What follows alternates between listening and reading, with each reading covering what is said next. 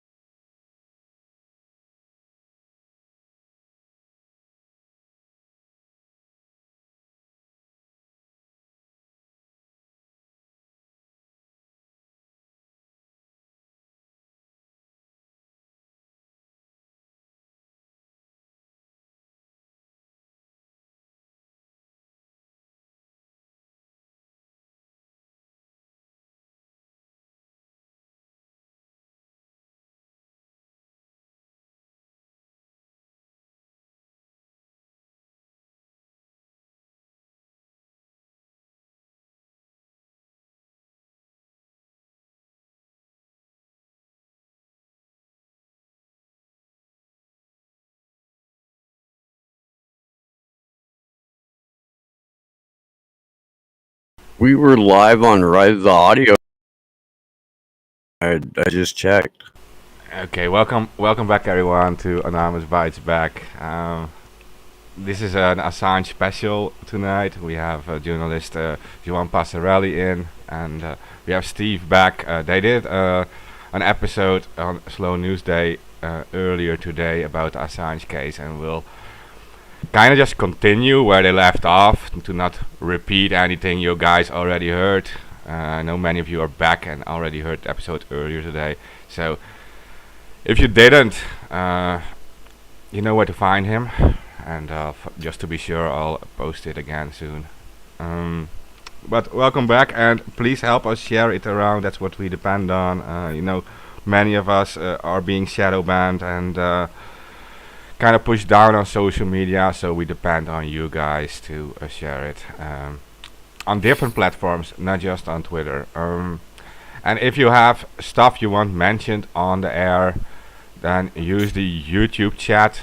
I'll be watching it while we're on air, and anything you say I'll just mention live, and maybe Juan can answer some things for you. So welcome, and nice you're with us. Thank you. Yeah, well, I'm happy to be here, man. Happy to help anybody that's trying to help Julian. You can, just for the listeners, explain something real quick about yourself and your involvement with the WikiLeaks case. Sure. So I've been filming the WikiLeaks crew for about 10 years since the launch. So a few weeks before the launch of the Iraq war logs. Back then, I was just out of university, master's in television journalism. I wanted to be in the BBC. Imagine that, fucking hell. I ended up just in a the perfect storm. I saw, obviously, I mean, you'd have to be stupid not to realize the importance of the work that was being done, and I just thought, I have to document that, and they trusted me with it. So I've been embedded in WikiLeaks for about 10 years. I've produced several documentaries of myself, and I've contributed to quite a few others. over the time, over that time as well. But and I've also made a lot of videos for WikiLeaks that you've probably seen in the WikiLeaks channel, and I built a little mini TV studio so that Julian would be able to communicate with the outside world when he was in the Ecuadorian embassy, which meant I was in the embassy quite a lot, and that made me a target of UC Global, and therefore the FBI. Interestingly, in the UC Global case, there's an email from David Morales. I've read it in the past. I don't have it with me here. But he mentions a list of people that should be targeted most. He ends up obviously with Stella as the main target. They were talking about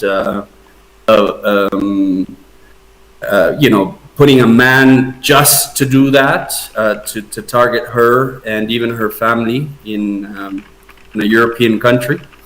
And but the second person that on the list of people targeted was somebody that just prepared the food for Julian. She would come a couple of times a week to make sure that Julian was fed correctly, and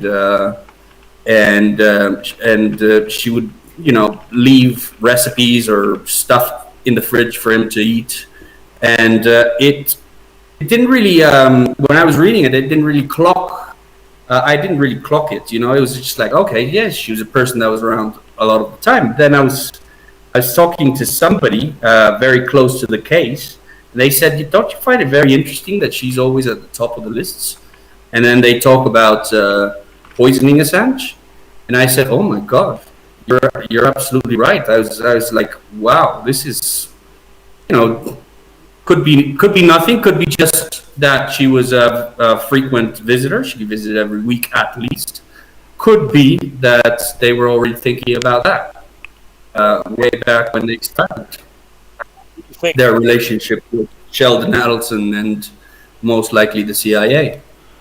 So you think that they were trying to coerce the cook into essentially using her to attempt to poison Assange? Is that your kind of theory with that? Well, no, I'm not saying that at all. I just find it interesting that they were following the cook. I mean, I don't think that she would be coercible, to be honest. But they were thinking of her, right? And the only thing that she did, and it was obvious that the only thing that she did was deliver food and have a chat with the team. She's no friend. She was a surety. Julian Assange lived in her house for a while as in house arrest. So it's just of interest that they found her of interest, so might not be that she would be coerced, but it's very easy to break into somebody's house and go to the fridge and put something in the food that is most likely going to be delivered to Julian, right? Okay, yeah, all right. I see where you're going with that. I was just kind of curious of your ideas there. That's why I asked. Hey, do you want? Yeah, it's. I mean, Go ahead. No, you mentioned that you were being targeted by UC Global. How did you start noticing that? What happened with? Well, actually, I didn't. I mean, as somebody that's been close to WikiLeaks for such a long time, and aware of how security services work, and Julian was releasing information about private intelligence company and their capabilities and their contracts with governments way before Snowden, at least 2 years before Snowden. So, WikiLeaks was very aware of how they were being targeted. There was leaks about how the Bank of America was trying to destroy them because they thought that because of a tweet made on the WikiLeaks account that said next leak is going to be about a big bank in America. They hired a company to think of ways of neutralizing leaks, and one of those ways was leaking them fake stories. Right. Something that they were obviously never successful at. But there has always been the kind of acceptance that they were all being monitored, and because of my proximity, I knew that I was also a target for monitoring. Right? If you're going into the embassy every week, it's not, I mean, most of the photos that you've seen around the world of Julian in the balcony, there's my big bloody face, right beside him, just holding the camera, right? And before that, in all the every time he was walking out of court, I was behind him. I used to hate it because the most used picture was one of Julian coming out of court and me with the camera going like that. So thank God that that's not used anymore. So I like the balcony one a lot better. But it's obvious that I was, just because of that, the nature of what I was doing, I was a person of interest, right? But I didn't actually get a proof of this, and actually I didn't think that it would come from the private security firm hired by the Ecuadorian government during the Correa years. That was going to be the big smoking gun in this espionage story. I thought, for sure the MI5 or MI6, and with some alliances to American intelligence, have bugged the place, put IMSI catchers or whatever for mobile phone signals, and you just assume that your phone is listening to you all the time, and the normal stuff that you would do if you're a journalist covering national security stuff, right? And that we've now learned more and more of how to use encryption as a society. I mean, we were doing that way back in the day, right? But the proof came after Julian was arrested, and the UC Global whistleblowers came out, and they showed us these tranches of evidence, and I actually found out because of Stefania Marizzi's article saying, me and my brother were targeted. I was like, whoa.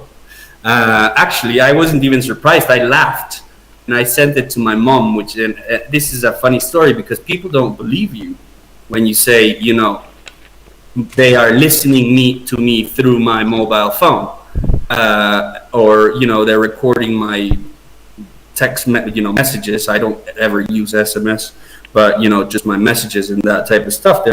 My phone is absolutely bugged, and I've been telling this story to my family for years. I can't tell you everything I do. This is a job where I'm being surveilled, etc. And they never took it seriously. And I found that out because when I sent them the piece of La Repubblica in English, I said, "Ha! Look at that! I'm on the newspaper."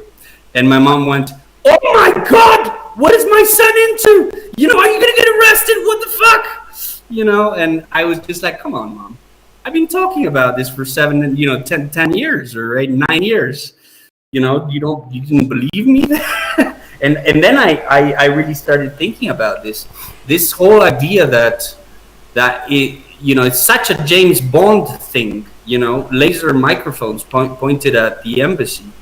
And little stickers to avoid the noise machine inside the embassy. This is stuff that people see in movies and they don't actually believe is happening, and they don't realize the actual danger behind it and what is wrong, to the point that even Vanessa Beretzer said he deserved it because he had a election rigging system inside the Ecuadorian embassy or some, I'm paraphrasing, I don't know exactly what she said, but she basically said he was meddling in foreign affairs inside the Ecuadorian embassy based on a CNN article the famous CNN article about the masked man who was an artist who delivered a painting to Julian Assange. And by the way, I've seen video of the security guards returning the painting the next day to the masked man who said he would be back to paint Julian if he wanted to. WikiLeaks never took it from him, but it was just suspicious because it was a guy with bandana wrapped on his head and big ski goggles, and they were sure. This is a funny thing. They were sure that that he was delivering some serious documents concerning Russia and the U.S. election and that. And I'm just thinking, really? Do you not understand technology? Do you not understand? In the Ecuadorian embassy, there is no secret material. This is absolutely ridiculous. But I mean, that's the common conception, right? Going back to Vanessa Racer thought that the CIA had reason to spy on Julian Assange's attorney-client privileged conversations and his medical conversations, and because he was meddling in other countries' elections when it's a fake story that came out, and she based it on the CNN article. That's absolutely fucking insane. Yeah, can we talk for a moment about just how nuts it is that in the first place, a CNN article was cited in an extradition case ruling. Yeah. Like in which by the way was not put in evidence. That's another interesting fact, right? She looked it up. Right. And to boot, it's a fake article. I mean, like there's deliberate disinformation that was put in that article. Not that CNN was going to know that down the road some judge would look at it and cite it for the first time ever using a CNN story in an extradition case. They didn't know that. They were just trying to make sure that the public remained misinformed and not ignorant, because ignorant you can fix, but deliberately misinformed is something that takes a little bit longer to correct in an individual than mere ignorance. I just wish it would have been the Manafort visited the embassy guardian. Oh my God, me too. Because that would have been just so much more clear. But this wasn't the only. I mean, a lot of the U.S. case against him is based on fake stories. I mean, they use David Lee's book and Luke Harding's book, who's Russia crazy nutter guy, and they talk about how Julian in one conversation in dinner said that informants deserve to die. That was constantly repeated in the trial. And when John Goetz, the witness, a person that was witness in that dinner, came to deliver his witness testimony, they completely ignored the fact that he's made affidavits saying that is a lie, that he never said that. That's by design. That's by design. And I just want to ask you too, Juan. Now we've heard that Julian spent extensive time redacting documents, and he even, as the password got leaked from Luke Harding and that camp for the Afghan war logs and the Iraqi war logs and Cablegate and all that, right? We heard that Julian called the State Department and tried to warn them. I mean, so he's taking precautions there, saying, look, we redact serious information These guys are just going to release everything all at once. What did you see personally from Julian? Because you've been around that whole circle for 10 years. Did you see him working hard to redact kind of information that could get people killed? Of course he did. I mean, the entire process was delayed in the 3 publications because of redactions. The Iraq war logs were over redacted, even to the Department of Defense standards. They've published some of that material since, and it's less redacted than what WikiLeaks did. WikiLeaks built an entire the plan of release for the cables was for an entire year, and they were only on month 4 or 5 or 6 or something like that. And they were creating media partners in different parts of the world. They had a platform. I saw this platform where every journalist had a login, and they would have they would put in the cable, a number, and it would appear on a box at the top. They would have to copy the cable and put it on the bottom window, which was empty, and they would have to select 12 X's for any redactions that they wanted. That was names, places, etc. And then the media partner would select a date, an hour, and time that they needed that they wanted that published, so that the story came out at the same time that the cable. And this was done. The amount of cable, I can't remember the number of cables that were released before the password leak. But it was a fraction, a small fraction of the 251,000 cables. And that happened throughout a long period of time, because they were actively seeking partners. They were vetting them. They were researching with experts throughout the world who are the best media partners that we should align ourselves with, and make sure that we don't give the material. And when I say we, I mean they. Make sure that they will give the material to let's say a government-sponsored media outlets that could put people's lives at risk. So they made sure to have 2 media partners in every country, so that there would be an opposition and a pro-government newspaper or outlet giving out these cables. I mean, you can see some of that process in MediaStan. If you haven't seen it, you can go to WikiLeaks Facebook and just play it there, or go to don'textraditeassange.com and go to the playlist, and you can see that process being done when actually WikiLeaks sent people to the Caribbean and the stands, Turkmenistan, Afghanistan, and the rest of them, to deliver cables in person, because these were countries that would not be able to afford to send a journalist to London to give them the documents in a encrypted USB and sign an agreement that stated the different the redaction process and what should be redacted and what shouldn't. So that was a very careful process, and I saw how it went through.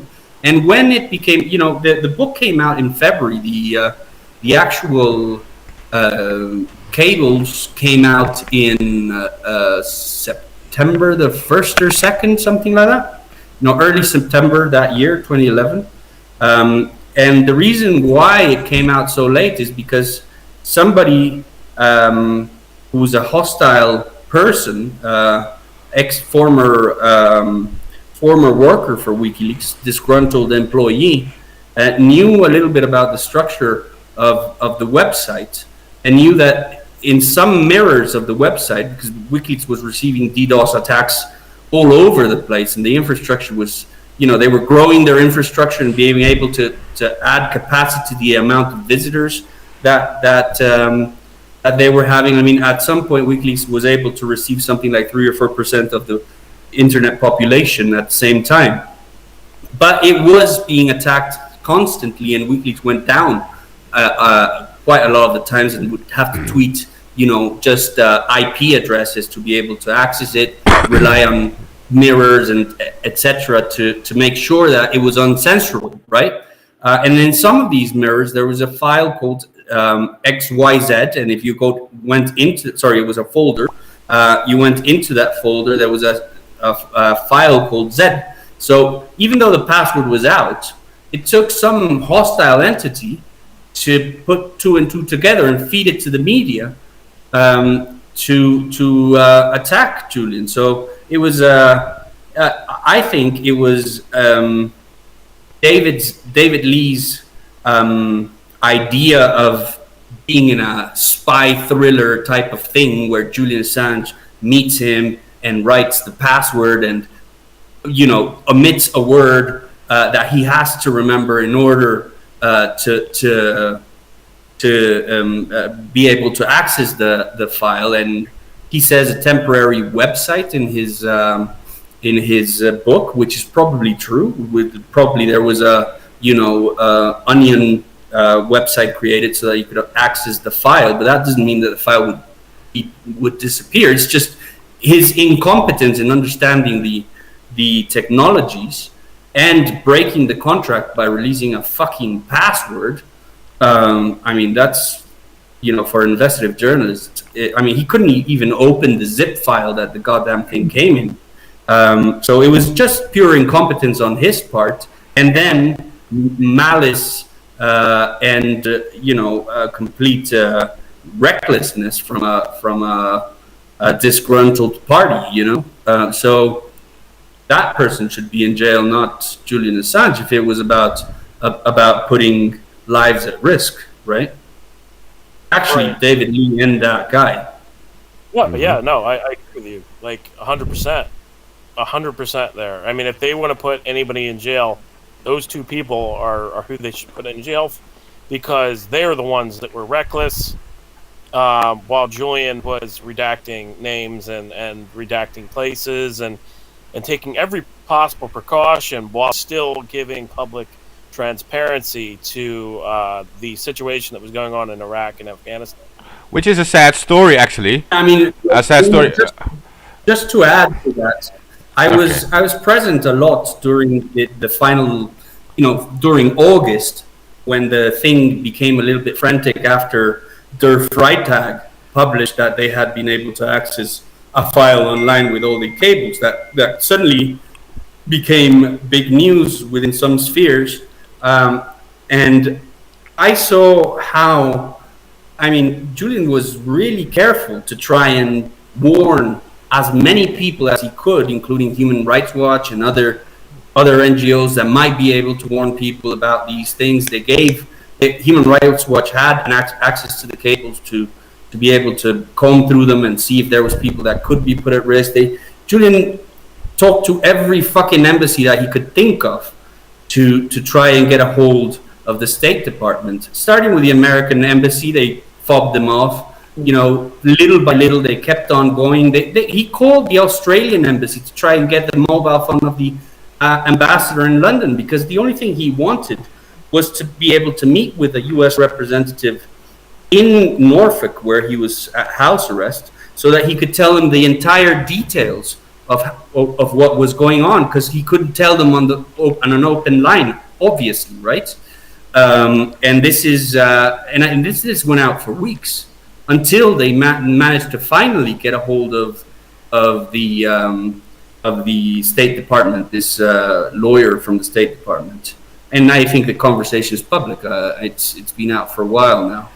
And you can see that the conversation clearly points to Julian warning them about this thing. But it took about 3 weeks to actually get a hold of somebody in the State Department and warn them about that.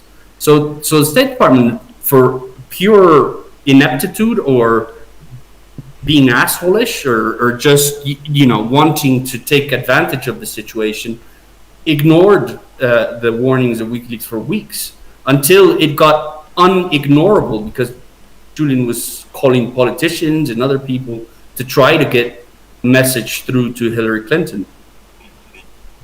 So, I'm going to drop in the YouTube chat and in the Rockfin chat the full, well, like hour and 45 or hour and 14-minute conversation that Julian Assange had with, oh God, what's his name, from the State Department. This Cliff is the audio. Johnson. That's right.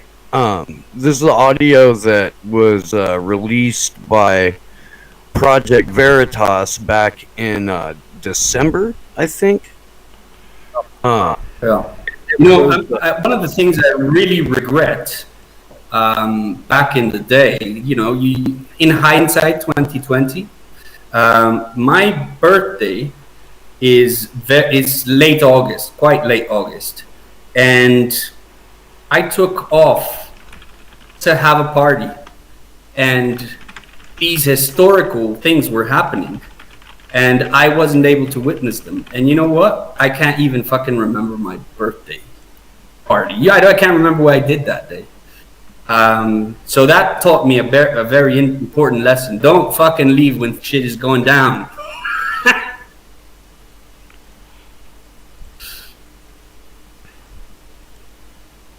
Okay, so there's that. Sorry, I'm trying to make sure this gets in the chat. Hey, I want to make sure something is mentioned.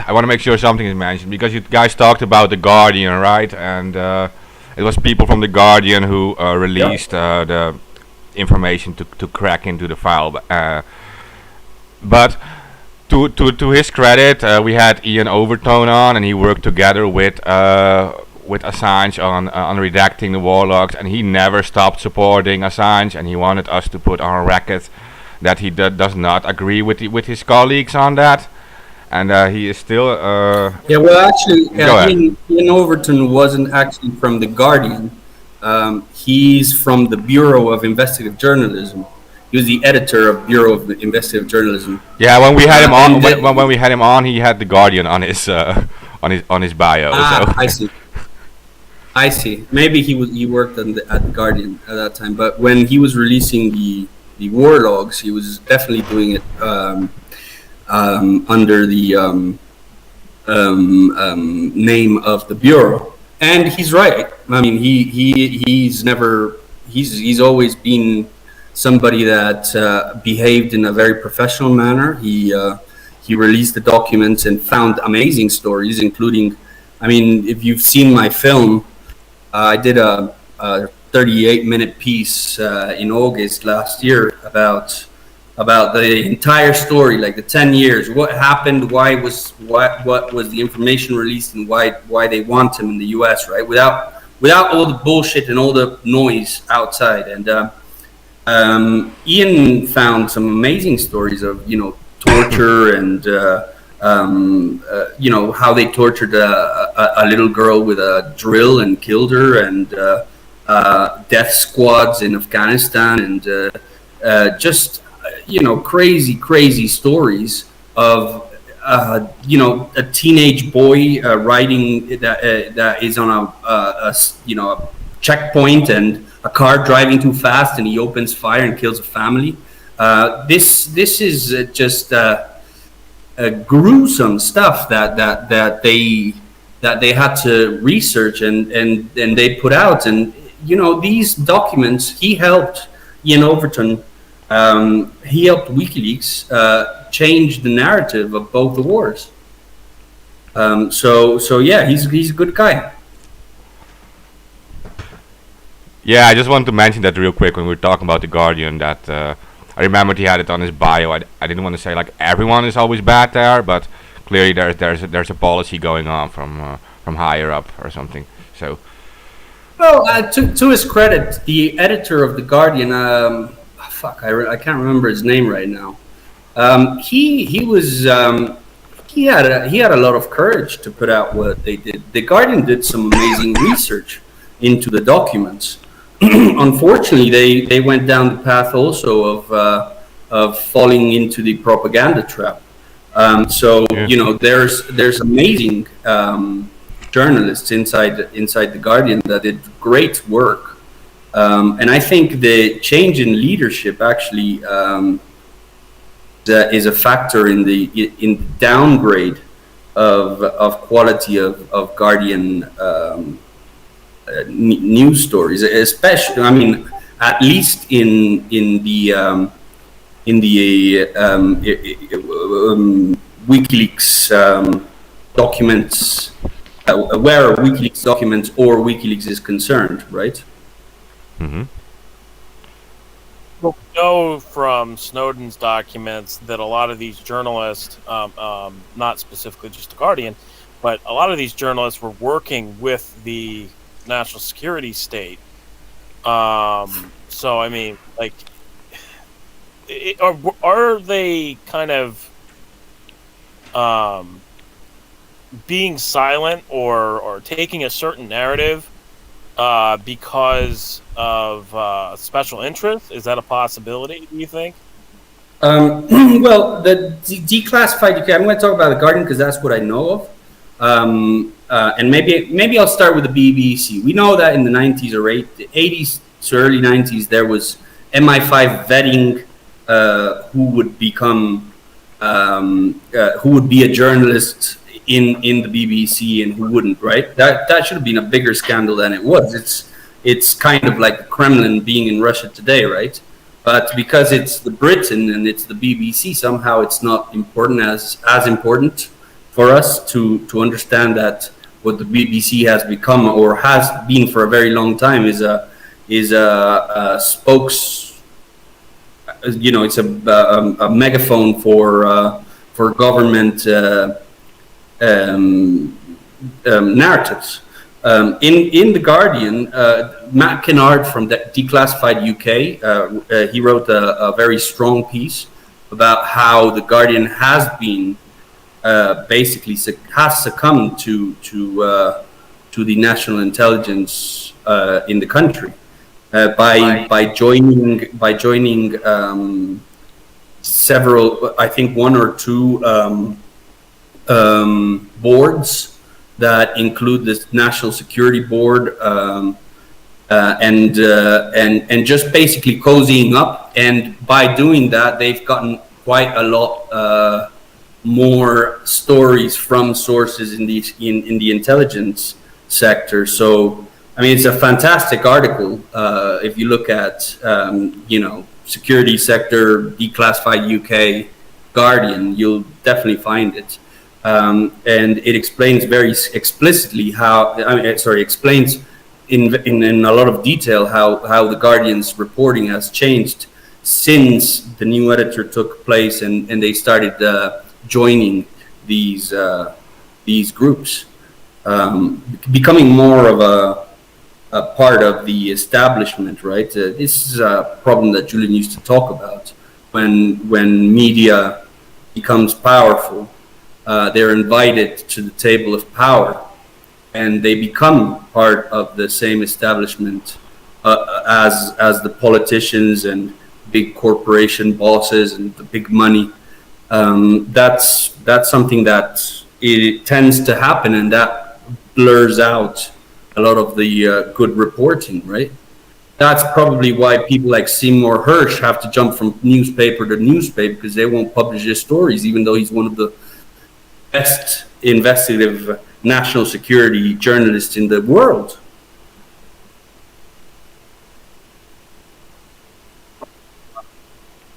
I mean, you highlighted that in the 80s and the 90s, we know that big media was infiltrated by intelligence agencies. Actually, it's the BBC especially. It was the BBC. I mean, this was a story about how the BBC was or the MI5 was allowed to go into the BBC and vet who was going to be employed. This is right. serious stuff. Yeah, and during the same time period, it was also over here in the U.S. where the CIA was doing the same thing with Operation Mockingbird, and all the way up until they say that it stopped in the after the church hearing, but it's likely continued, and we know that under President George W. Bush that there were propaganda packages that the government had put out, and Ken Harmon questioned Bush about it, and they just kind of laughed it off and like, oh yeah, that's a government press release package. So we know that the media is used as a militant arm of the government, and I just think it's very fascinating how you see that some of these big media outlets are standing against WikiLeaks, standing against Julian, and putting out these propaganda narratives left and right. Like, yeah, I just think it's really fascinating to really see it all. Well, I mean, it's worse than that. If you take Julian's words, there's a famous speech. You'd probably know one of the lines is where if wars were lies, then peace can be started by truth. In that speech, I recently just saw it. I was going through material of way back in 2011. That was a speech given to as a protest from the Stop the War Coalition on the 10-year anniversary of the War on Terror. And and what Julian was saying is that current wars are all started by lies. You know, he mentioned the Gulf of Tonkin incident in the Vietnam War. He mentioned the weapons of mass destructions as a basis for the Iraq War, and he said all of these narratives can only become national, part of the national culture and thinking if they are propagated by the media. So in that sense, it's not only Tony Blair and Dick Cheney, and Dick Cheney and George Bush who are the war criminals. It's the journalists that reported on it, as it was absolute truth because it came from intelligence. Instead of doing their job and keeping power to account and researching if the intelligence was correct. And I mean, you mentioned the Iraq War, the use of journalism in the Iraq War. I mean, that's when they created the embedded journalist, right? Right. They created the embedded journalist to create a narrative that journalists were inside the war and, just beside the soldiers, but really they were behind the green line reporting whatever the fucking soldiers told them. So it was only the very brave veteran war journalists who were going outside those lines to enemy territory, or maybe I'll just say opposite territory, to find out what was really going on. Those are very few voices, the rest of them is just blurring out the same bullshit over and over in different channels. It's in the United States, there's 4 or 5 corporations that own all the audiovisual and audio media in the entire country, or like 19% of it. Right. This is just, I mean, how can you argue that they're independent? It's an editorial, decision to put something on the map, and if it's done by 5 billionaires, what can you expect? It's like they're literally scared to say Julian's name or Julian Assange as his full name. There's a press conference with Jen Psaki, Biden's press secretary, and she's going on and on about some platitudes about, oh yeah, press freedom is very important to us. This administration is going to be very dedicated to protecting the First Amendment, and you don't see any pushback on that from a single reporter in that room, any of them bringing up Julian Assange or the increase in the attacks on journalists all over the U.S., really. and it's just an indictment against our media and the allegedly now independent media, because at this point you have to actively avoid the issue of Julian Assange and his persecution. Like, we've done a lot to get this issue out there and in people's faces, and if you're the general public, fine, but if you're in media, you have no excuse at this point to be avoiding this case. By the way, hi Juan, it's Gloria. I'm Steve's co-host on Slow News Day. I don't know if you remember me. Hi Gloria. I just want to highlight. I have a terrible memory. I don't remember who I'm talking to, and I talk to a lot of people, but yeah, I'm sure I've met you, and it's great to see you again or hear you.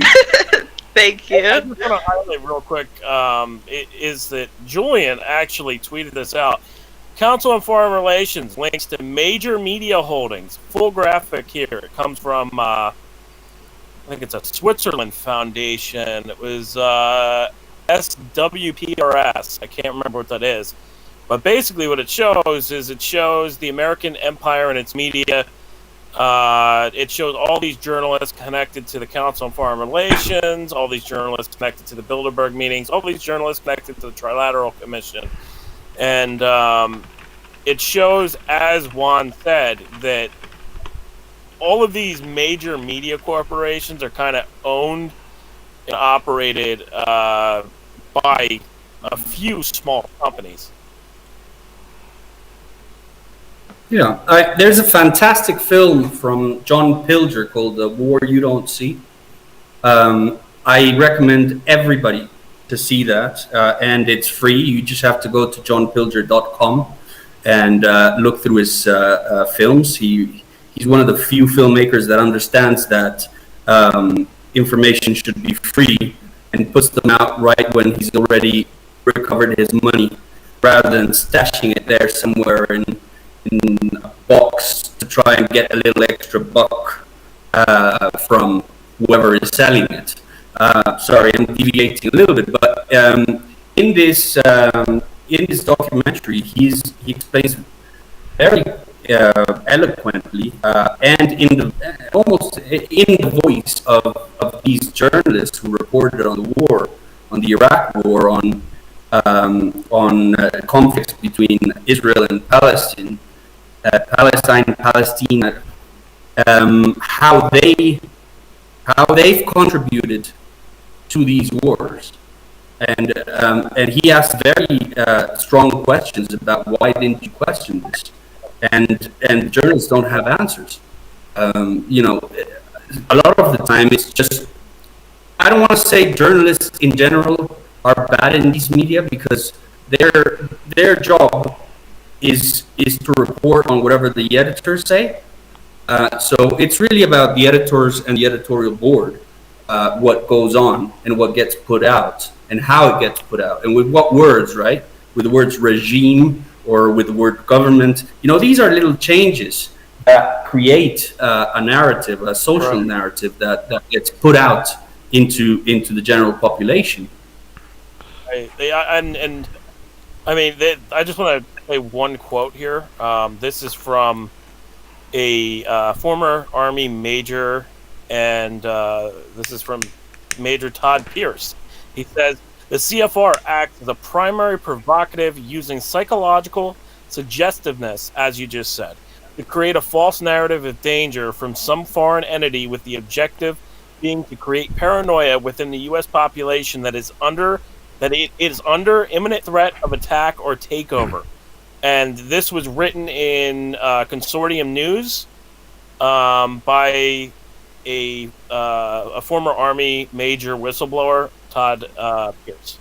So, I mean, that just highlights what you said. And we know WikiLeaks had a pending release of media ops, and it was highlighting exactly what you said. Suggestive words kind of causing psychological effects against people, such as repeating phrases subliminally, like strong and stable was one of them, I remember from that. And yeah, I mean, like, it's crazy.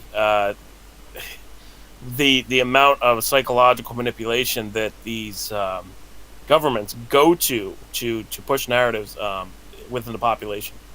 Yeah, I mean, there's this general, I can't remember his name, but I believe he was tried or at least charged with psychological warfare against Americans because of trying to basically create the narrative that they were winning the war in Afghanistan, when it was obvious that to anybody who was actually listening or in the ground, they were very, very far from it and creating a much larger conflict, which is still going on 18 years later, right? The longest U.S. running war.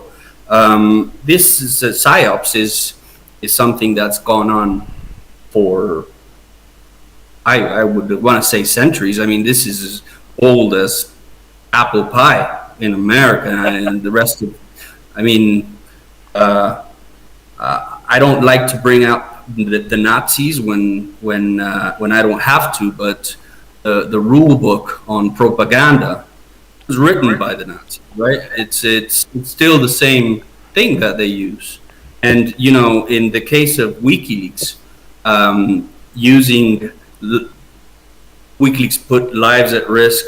In fact, the quote was, WikiLeaks may have already put someone's life at risk or put lives at risk. And what the media tends to do is remove those words like may, right? Because that makes it sexier. WikiLeaks put lives at risk, and they just repeat it like crazy.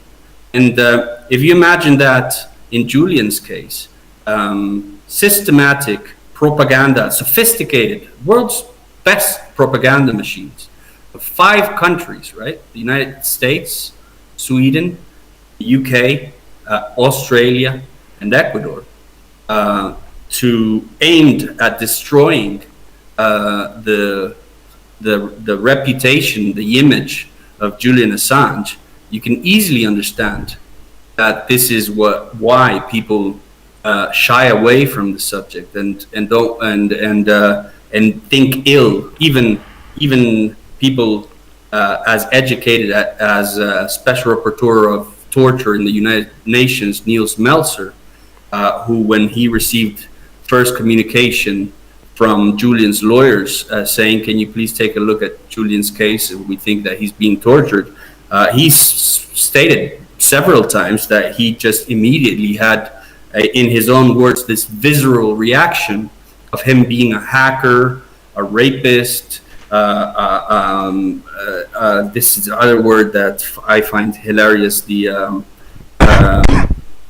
egotistical or egomaniac, you know, this type of word, and just deleting the email and saying no.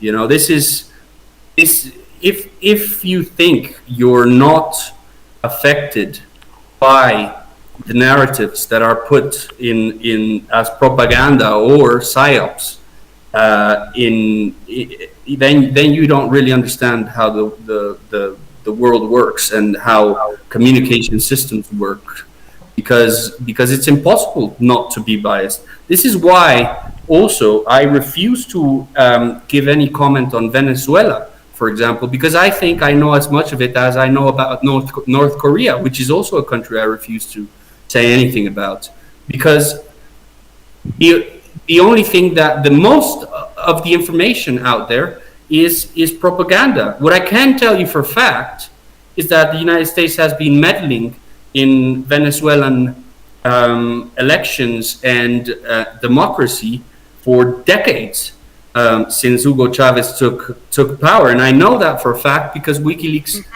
released documents that said that they were funding the opposition parties and they were helping them with community activating and intelligence and the rest to try to destabilize the government. So that's the only thing that I can tell you for a fact about the Venezuelan conflict. And you hear stuff from even the UN and a couple of new researches done about how they treat people and that there might be crimes against humanity committed by that government. I will take that with a huge pinch of salt until seeing pure evidence rather than a study made in Panama or another study made by who knows who, right? Yeah, I mean, most of the stuff pro or against is, and I mean most of it, 99.9% is pure garbage. And these are the big conflicts, right? These are the people that they really want to attack and discredit and make to become evil monsters, as they do with Putin, right? There's no difference between Putin and Obama at all. They are both murderers. They're both imperial states in a different scale. But they invade countries and they kill people. They are both statesmen, and that's what big countries do.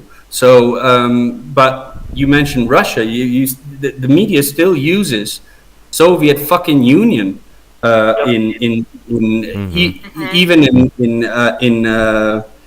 by mistake, because they still see them as red communists that are going to invade the minds of the United States and turn it into a crazy communist dystopia. When I mean, Russia is capitalist as capitalism is, right? Yeah. Guys, that's all I can say about it. Before we ask the next question or whatever, I want to say to the listeners real fast, you guys are in the YouTube chat. If you want us to mention anything on the air and ask who won anything, I just post it in the chat. This is some collective effort, so he will probably answer anything. So, guys, I wanted to ask you a question where you actually started with that in your introduction about shadow banning, because this is very, very important, right?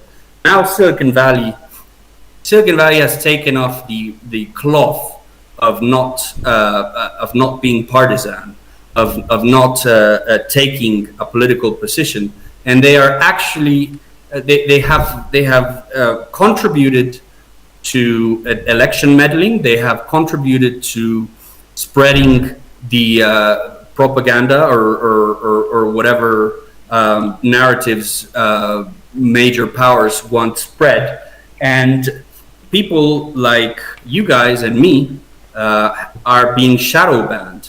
I don't know how technically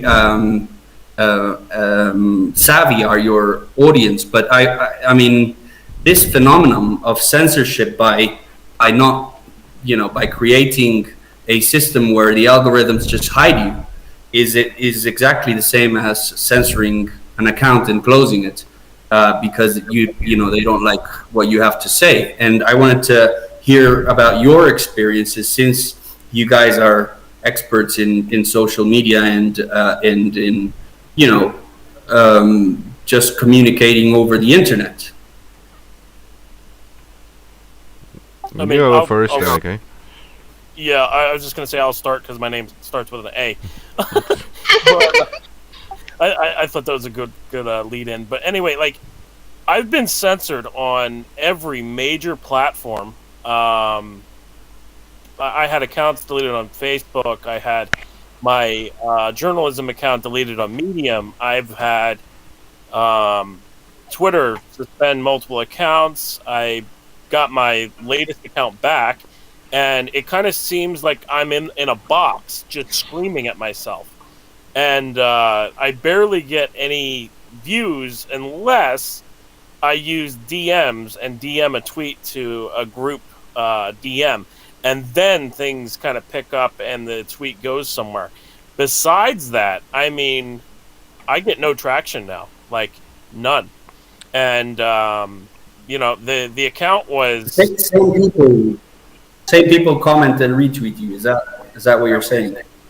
Not just same people. Sometimes people tell me that for years this has been going on, but on my old account where I had 35,000 followers, people told me that they would follow me and that it would unfollow me the next day.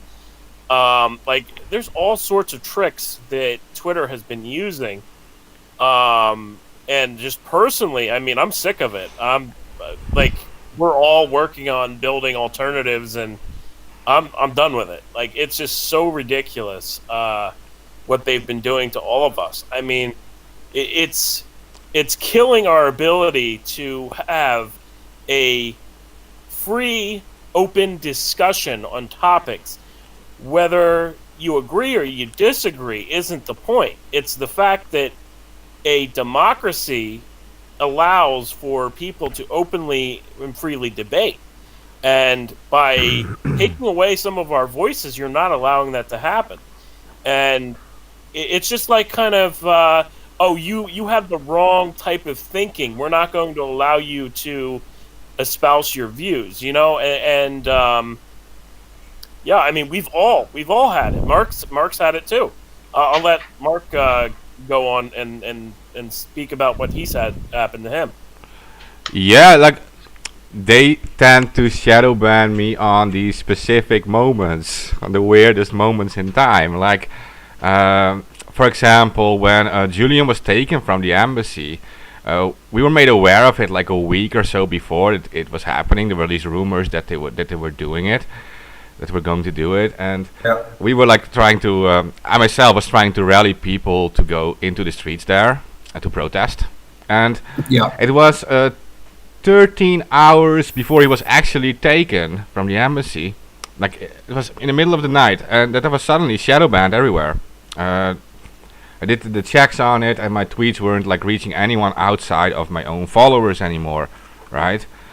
And it happened quite a few times. It happened in September during the lawsuit too. Everything was shadow banned. Like, so only your followers get to see your tweets, right? And so I was asking people to do quote tweets, so their own tweets with my little thing in it would show up in the search for the word Assange, because my own tweets would not show up. And luckily I have some followers, so they would do it.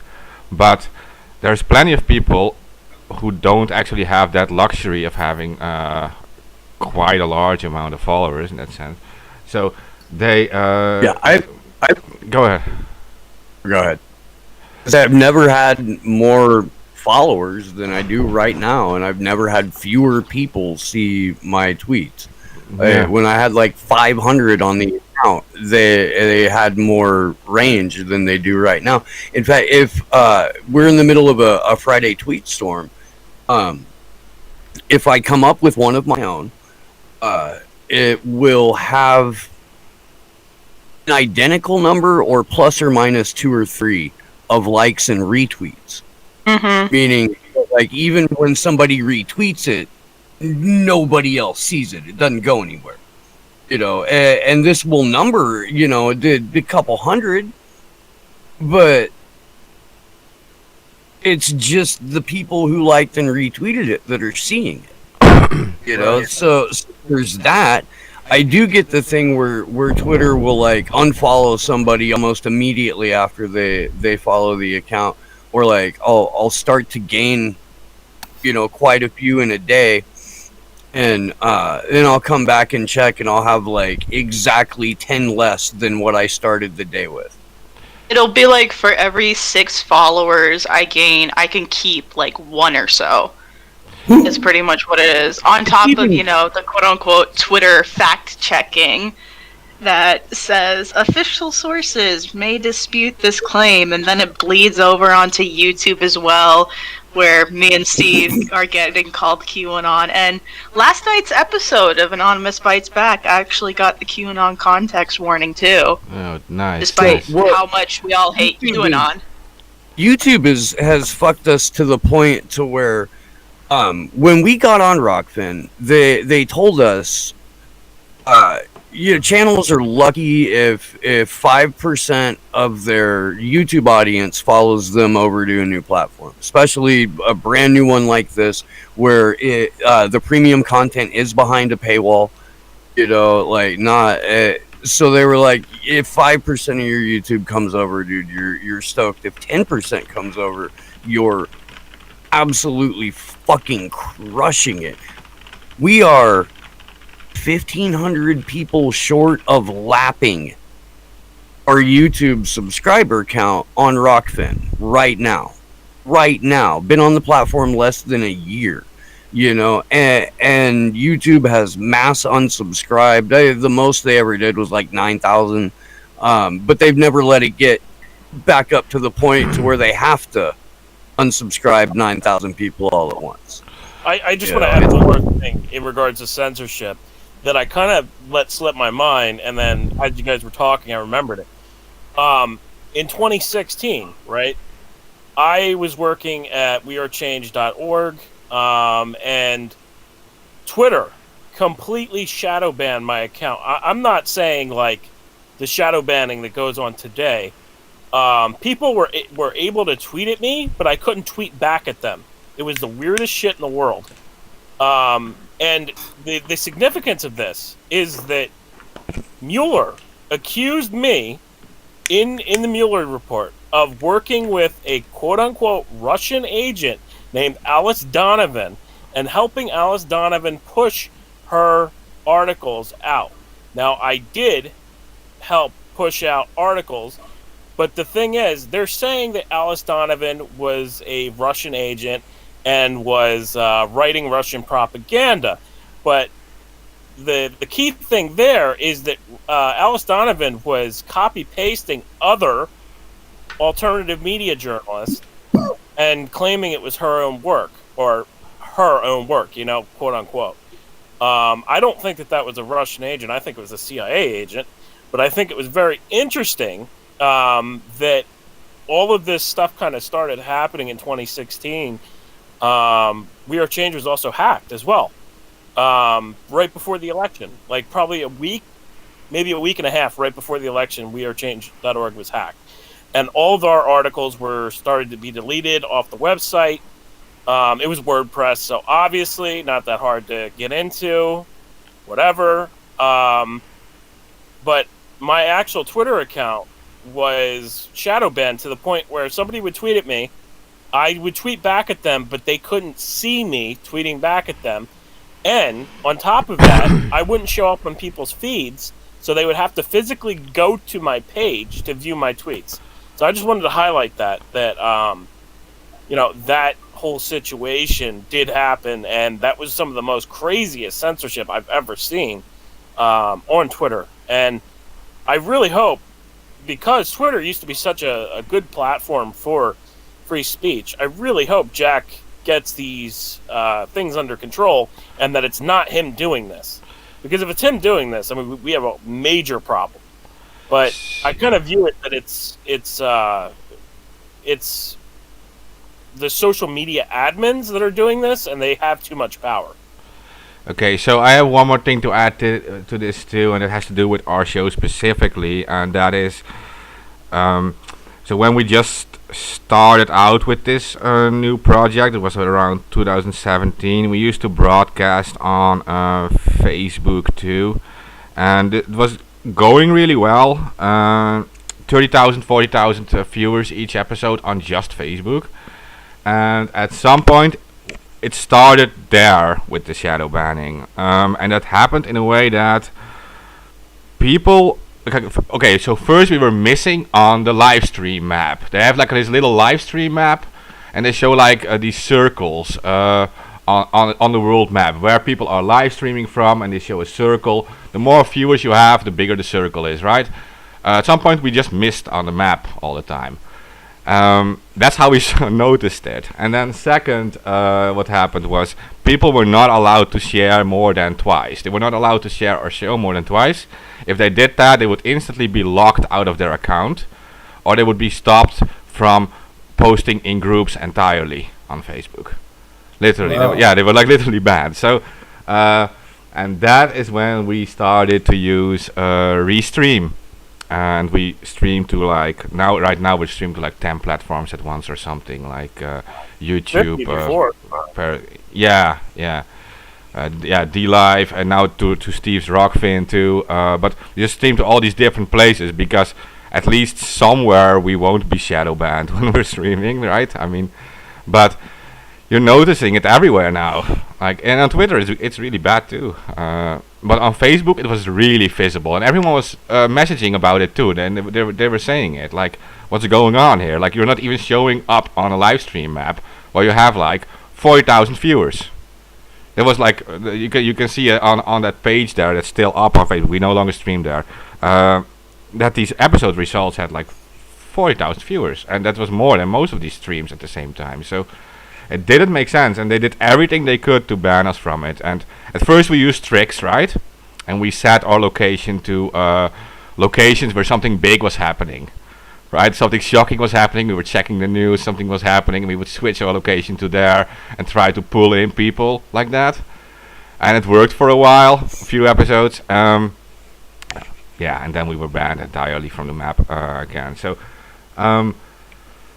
and also at the end, and it was like the last time we ever streamed on there, they didn't even convert the video anymore. They just it kept processing endlessly after the stream. It didn't show up on the page anymore. It just stayed like, this video is processing. It's not being posted. Amazing. Absolutely amazing. Anyway, I mean, because this is not even terms of use, right? No. So no, everybody I get into a discussion with this, where I say, this has to be antitrusted, because there's basically 3 platforms that people use to communicate, right? Twitter, Facebook, and YouTube. That's the big 3, right? Google, Twitter, Facebook, and they're using capitalism. They're using their terms of use, their privacy, their private status, to do all these kinds of things. And I mean, the one that I was arguing with for a while was just the actual banning, right? The actual closing of accounts because of ridiculous stuff, including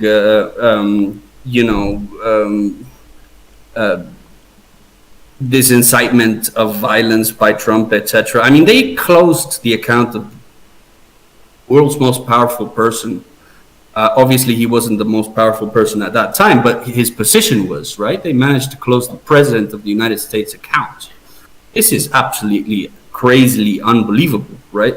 What you guys have been suffering for a very long time is kind of, you'd expect that from these platforms, and I'm sure that people from all over the map that are not mainstream and have powerful views or dissenting views suffer from this type of shadow banning. And this is very scary because it's about algorithms, right? And there's another thing about these algorithms, which I think has contributed massively towards what the craziness we saw in 2020 was, because these algorithms are designed to show you what they think you should be seeing, to validate your opinions, and you create the perception that what you say, because it's validated by a group of people that think alike, because they're drawn to you by this algorithm, whatever you're interested in. It creates radicalism, because you think that your views are supported by other people and they're not being debated, because we're not allowed to see what other people are saying, right? If I'm a Julian Assange supporter, I will not see what the other people that are against him see, unless I go and look for it. You know what I mean? Or unless it becomes so controversial that the Assange people start tweeting about it. This is a huge problem. What I think has happened in America, which was so amazingly, it's so fucking incredible, right? Like, you're like in 2 camps, like 2 tribes. You're either a Democrat or you're a pro-Trumpist, right? Because it wasn't even Republican, it was pro-Trumpist. And if you're pro-Trumpist, you're a far-right, radical, white supremacist who hates anything that has to do with human rights and doesn't believe in global warming and all this type of stuff. And that was 47% of the population who voted for this guy. You know, this is not a small amount of people, but the people that are really against him, they became as radicalized as the far right radical people that were on the map saying, inciting violence, or the white supremacists, which did follow and make a lot of fucking noise.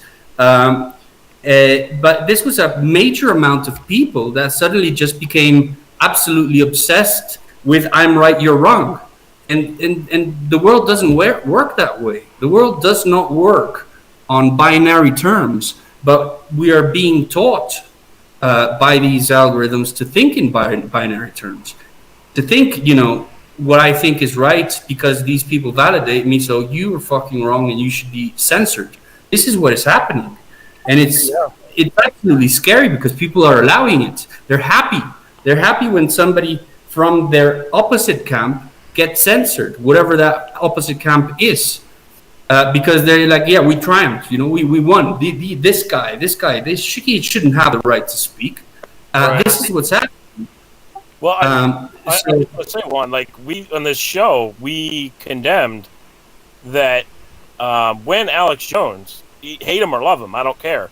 When Alex Jones was banned, of course, it was incredible.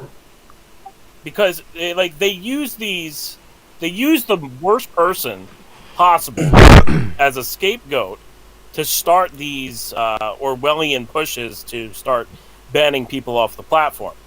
First it was Alex Jones and some far-right figures that they kind of grouped Alex Jones with, right? But then it started to be people on the left.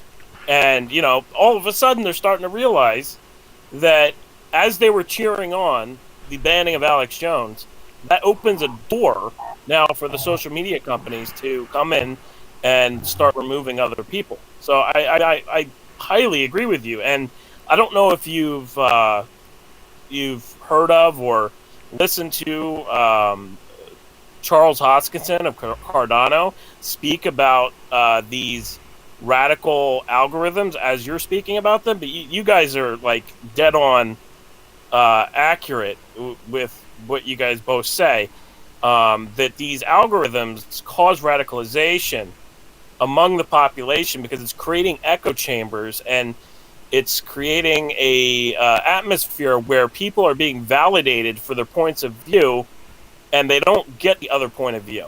They're not being challenged. Yeah, right. Mm-hmm. Well, actually, thank you for mentioning him. I am owner of Cardano, and it's made me quite a bit of money. Well, not quite a bit, but Same. and I'm happy for it. I think it's a great project, but I haven't actually followed. What's his name again? Charles Hoskinson. Yeah, he's a former Ethereum developer. Now he's the head of Cardano, even though it's a decentralized organization. He's the guy kind of behind all this. But yeah, Charles is very knowledgeable, and he is very intrinsic when he talks about these social media platforms and everything. He had a few videos that he put up on social media talking about how if we're gonna do social media, it should de-radicalize people, not seek to radicalize more people. Because if you build another social platform and it just radicalizes more people, you're not doing anything for society. So like these algorithms, what they do is they just self-validate people. Yeah. Maybe we should just switch to Stream. I don't know if that works anymore. Steam, sorry. I was just thinking about blockchain, and there has to be a point where we, in mass, decide to leave private companies, and because it is our right to speak. Just because of that, just because we have the First Amendment right to fucking speak, and I'm not American, but it applies to everybody in the world. And and it's one of the most important values. I think it's one of the biggest contributions that the United States has given the world, the First Amendment, and it has been being taken away by private entities with a lot of power and political interest. So we need to be able to mass migrate to something that is not censorable. Like, I mean, blockchain would be amazing. I think there was a social media called Steam a while ago. I don't know if that's still going on or Steam's or not. dead. Steam, it's dead. Kind of switched to Hive.blog. I know those guys as well. It's pretty much the same site, right? I mean, it's the same concept.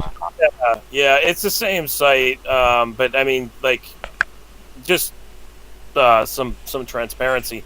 I've been working on a platform, a blockchain-based platform, for 4 years, and we're working with Hive and Cardano and everybody to build this. So, and just some transparency there, that, you know, we are trying to fix this problem. I mean, all of us in the alternative media, I actually write for independent media. I write for a number of different outlets, and we've all been censored beyond belief. Like, it's crazy, man.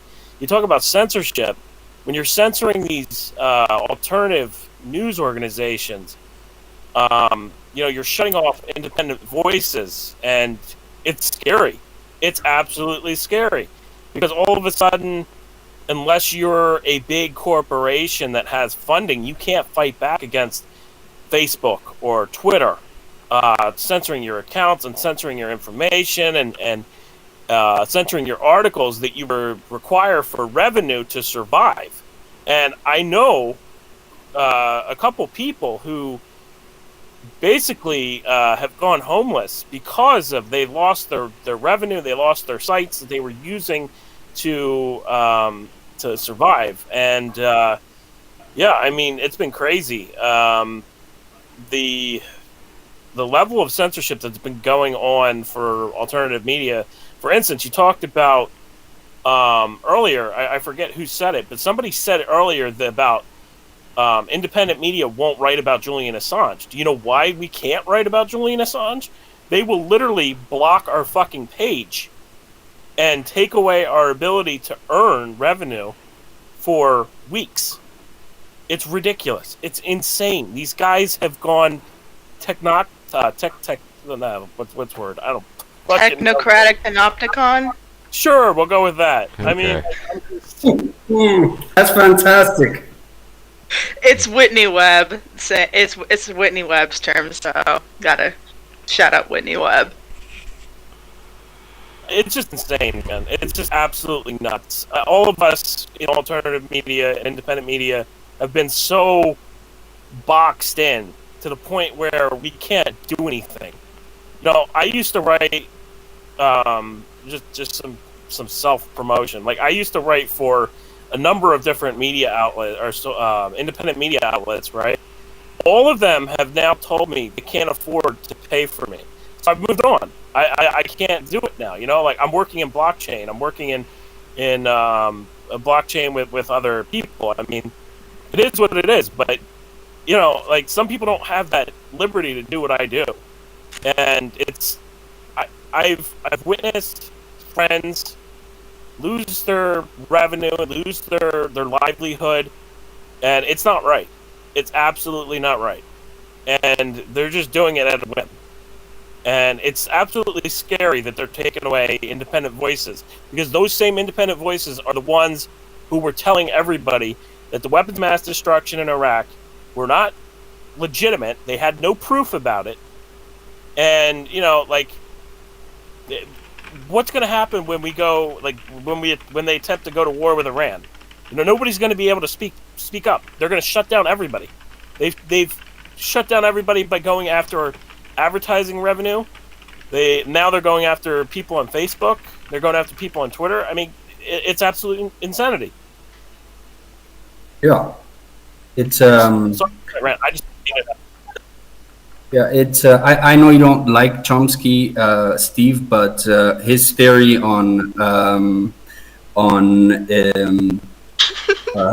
what's it called, the media, I can't remember title of it now. The how the media works and Manufacturing consent. manufacturing consent. That's it. That I mean, you have to. He's spot on that. Whatever you think of Chomsky, he's fucking spot Look, on that. Noam Chomsky is a legend, absolute legend, and manufacturing consent is probably the penultimate explanation of the primary function of media. Noam Chomsky And is Silicon Valley now. That's yeah. Noam Chomsky is 3 weeks younger than baseball, okay, and he has an institutional security that we will never know in terms of where he is at with the comfortability of his life, and that's why he tells people to vote Democrat every 4 years. But that doesn't take away from an invaluable body of work. It does, like, in the same sense that we don't, or we shouldn't necessarily judge the art by the artist. You know what I mean? Like Yeah. you shouldn't discount anything that's said in manufacturing consent just because Noam Chomsky in his twilight years advocates voting for a rapist, pedophile, segregationist warmonger. Like, you shouldn't, you know. My theory is, and I'm writing a book one day. Whoa. Okay. Hey, I'll hold you to that. so my theory is, and I'm gonna try and make it short too, is that consent was manufactured by the time the ink was drying on the Patriot Act. That what the media's primary function is now, and this incorporates Silicon Valley, is manufacturing confusion, of keeping people in a state of relative shock 24 hours a day, 7 days a week, where they are hit with like one bombshell after another, over and over and over, and everyone is pushed further into their ideological corner. And this is what enables the distraction, the division, the inability to view things outside of their particular political frame. And this is where a lot of that algorithmic siloing, shit, I'm glad that was empty. A lot of that algorithmic siloing comes into place too, where people only exist inside of their bubbles on social media, where it constantly gets reinforced. And then when they do accidentally wander into somebody else's post and they're confronted with a different point of view, that instead of considering it for 10 seconds, they react in a very reactionary fashion, and they just throw all of their talking points at it. The Trump derangement syndrome that we saw over the last 4 or 5 years now has made everything that, like, liberal mainstream media doesn't agree with. It's made everything QAnon. It's made everything Donald Trump, to the point to where if you've been an election integrity advocate for 20 years, you're now automatically a Trump supporter, because you're like, no, but wait, we still have electronic voting machines with proprietary software, right? Yeah. You know, oh, you're Donald Trump. I agree with everything you've just said. Pardon? You guys are aware that Well, I actually say all the time, but yes, I'm just saying that I agree with you. Yeah, totally. Somebody clip that out, I mean, please. going back to what AK said as well, I mean, like, you're so right in pointing out that a lot of the allegedly independent media is scared to mention Julian's name because they will get demonetized for it. They will get that little QAnon tick for it. And that is a driving force behind their decision to avoid certain topics besides Julian Assange. But as well, that fact makes it even more important to speak up now against the detention of and torture of Julian Assange, because eventually, if we don't make enough noise now, and there's not enough substantive resistance to this case, and we can't secure Julian's freedom and push back against the ruling by Vanessa Baratzer, then all those channels that avoided talking about Julian for fear of getting demonetized, they'll end up getting demonetized anyway. Just with a couple weeks ago, when the recent wave of demonetizations on YouTube hit a couple of channels like Convo Couch, MCSC Network, Jamal Thomas's channel, I forgot its name, and some other channels as well, I can't remember, but they're gonna get demonetized regardless of whether or not they supported Julian or whether they said his name, if this case goes on, because any point that is adversarial to the establishment narrative, even if it's just a tiny bit, like going against the grain, is going to be silenced and it's going to be pushed into the fringe if this case goes through, as we enter this era of gatekeeping and mass censorship with the Biden-Harris administration. Yeah, but the QAnon tag given to people is actually given by the same people who created the QAnon tag, of course, which smelled like a Palantir operation from the start, right? This is the thing they do. They attach this parasite to all these grassroots movement, and then use the same parasite to take it all out. Like, you only have to, like, they just took something from every different movement. So whatever you say, you'll always mention something that was mentioned by QAnon too. Right. And they mixed it up with all this weird stuff. And this is a very powerful weapon that the establishment used against alternative media. Yeah. Well, it's misinformation, disinformation, and all of that. But going back to what Glory said, you got to look at it from two different perspectives here. The perspective of somebody who owns a alternative media website, right, where they have to pay all of their writers, they have to provide for their own family as well too, right? So it's self-censorship. It's creating a paradigm of self-censorship where we can't speak about certain topics because, oh no, the big bad social media tech giants are going to censor us and shut down our reach and our ability to earn.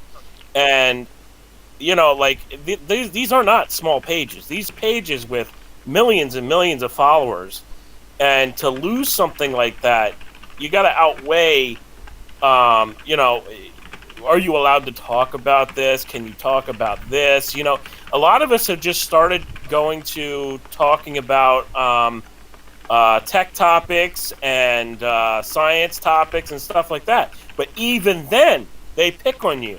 These fact checkers that Facebook has put out, they pick on you. I wrote an article, for example, about a possible atmospheric explosion from a asteroid passing by the Earth, and it was spun into AK thinks that the asteroid is going to hit the Earth. It's just absolutely insane. This is what they do. They pick on you, and they've picked on us for COVID related things. Saying one wrong thing, and that's it. You get picked on. Even though the same mainstream press does the same thing. For instance, a big topic was the pre-drills or pre-crime. No, not pre-crime. Pre-drills of a coronavirus affecting the world, right? And just because you bring that up, right, they label you conspiracy. But the thing is, the mainstream press was also talking about that. So it's just stuff like that. Like, you have to be so careful what you talk about now. And it's just like walking on eggshells, and it's just so ridiculous. It's insane. We've allowed ourselves to be put into a censored box, and we can only say what our masters say we're allowed to say. Like, it's insane. Yeah, it's crazy. It's absolutely crazy. Guys, I have to head out because I have commitments, but it's an honor. It's a pleasure to be with you guys, with people that are trying to make a change. Glory, where do we know each other from? From Slow News Day. I'm Steve's co-host. Oh, sorry. Okay. Sorry. It's because I haven't seen your face, and you're. Yeah. I know. It's just my icon. Yeah, and you have a scarf. I think face detection programs are better than my brain to detect faces. That's a good joke. Especially with a scarf on. Juan, you will be back with us later, right? I mean, we'll get you back on again.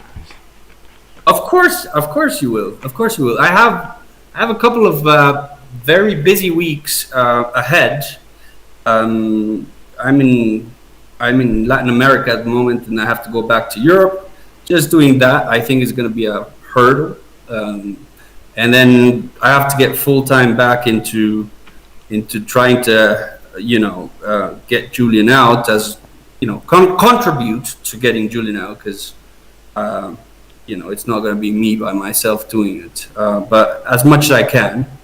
And that means several weeks of very intense work and paying attention to where the trial is going, which is, well, it's going to be a fight, right?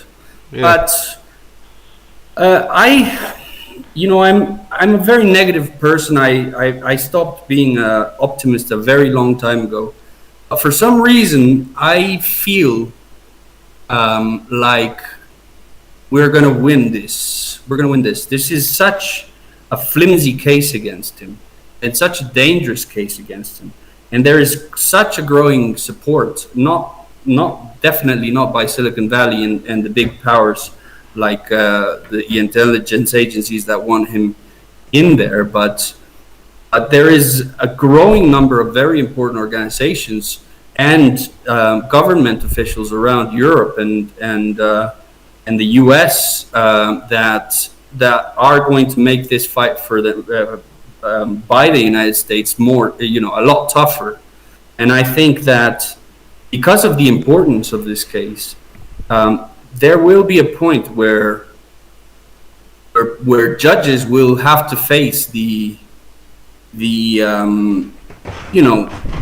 consequence of their decision and how grave this consequence is. And I maybe I'm being naive, but I still think that there is some independence left in the judicial system in the UK. And we will see it. I didn't expect it at all in the magistrate level, because it's first of all, Breitzer is a junior magistrate, so any decision that she would make would be something that was being instructed by. And the magistrate court is famous for ruling against extraditions. So. I mean, I think, I don't know for a fact, but I think that even his lawyers were surprised about this. Certainly, the WikiLeaks team was. I can tell you that much, because I've talked to several of them about it. Nobody was expecting it. Same with the people in the campaign. But the High Court and the Supreme Court have judges who were career judges. Who's there's a lot more responsibility on them, and there is there is a lot less political gain to be earned by them, which makes them, I think, a little bit more independent. And maybe, just maybe, we have the luck of having people that are decent and will find for freedom of speech and for our right to know. So maybe that's what I want to leave you with. We're not fighting a dead fight. We're gonna fight till the fucking end, because that's what we need to do. Yeah, Right. and before you leave, Juan, you have a lot of work to do, but I want you to mention where people can find your work and how they can follow you, if you want. Sure. I mean, I'm most active on Twitter at JL Passarelli. It's Passarelli, JL Passarelli. You can see my latest film on Julian. That's my pinned tweet. And I tend to only talk about this subject because, I mean, I'm dedicating my life to saving my friend and what he stands for, and basically also the future of my children, if I ever have some, or if not, the children of other people, you know. So yeah, I'm usually updating people on whatever's going on in the Assange case. And working on projects that will hopefully help his case in the near and midterm future. Okay. Yeah, and it's a very well needed effort too. So thank you on behalf of everyone.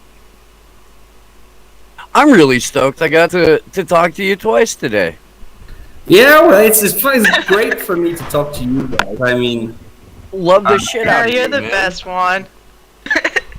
thank you. You guys are. You guys are there every week, just blasting away. So, I mean, thank you for your dedication.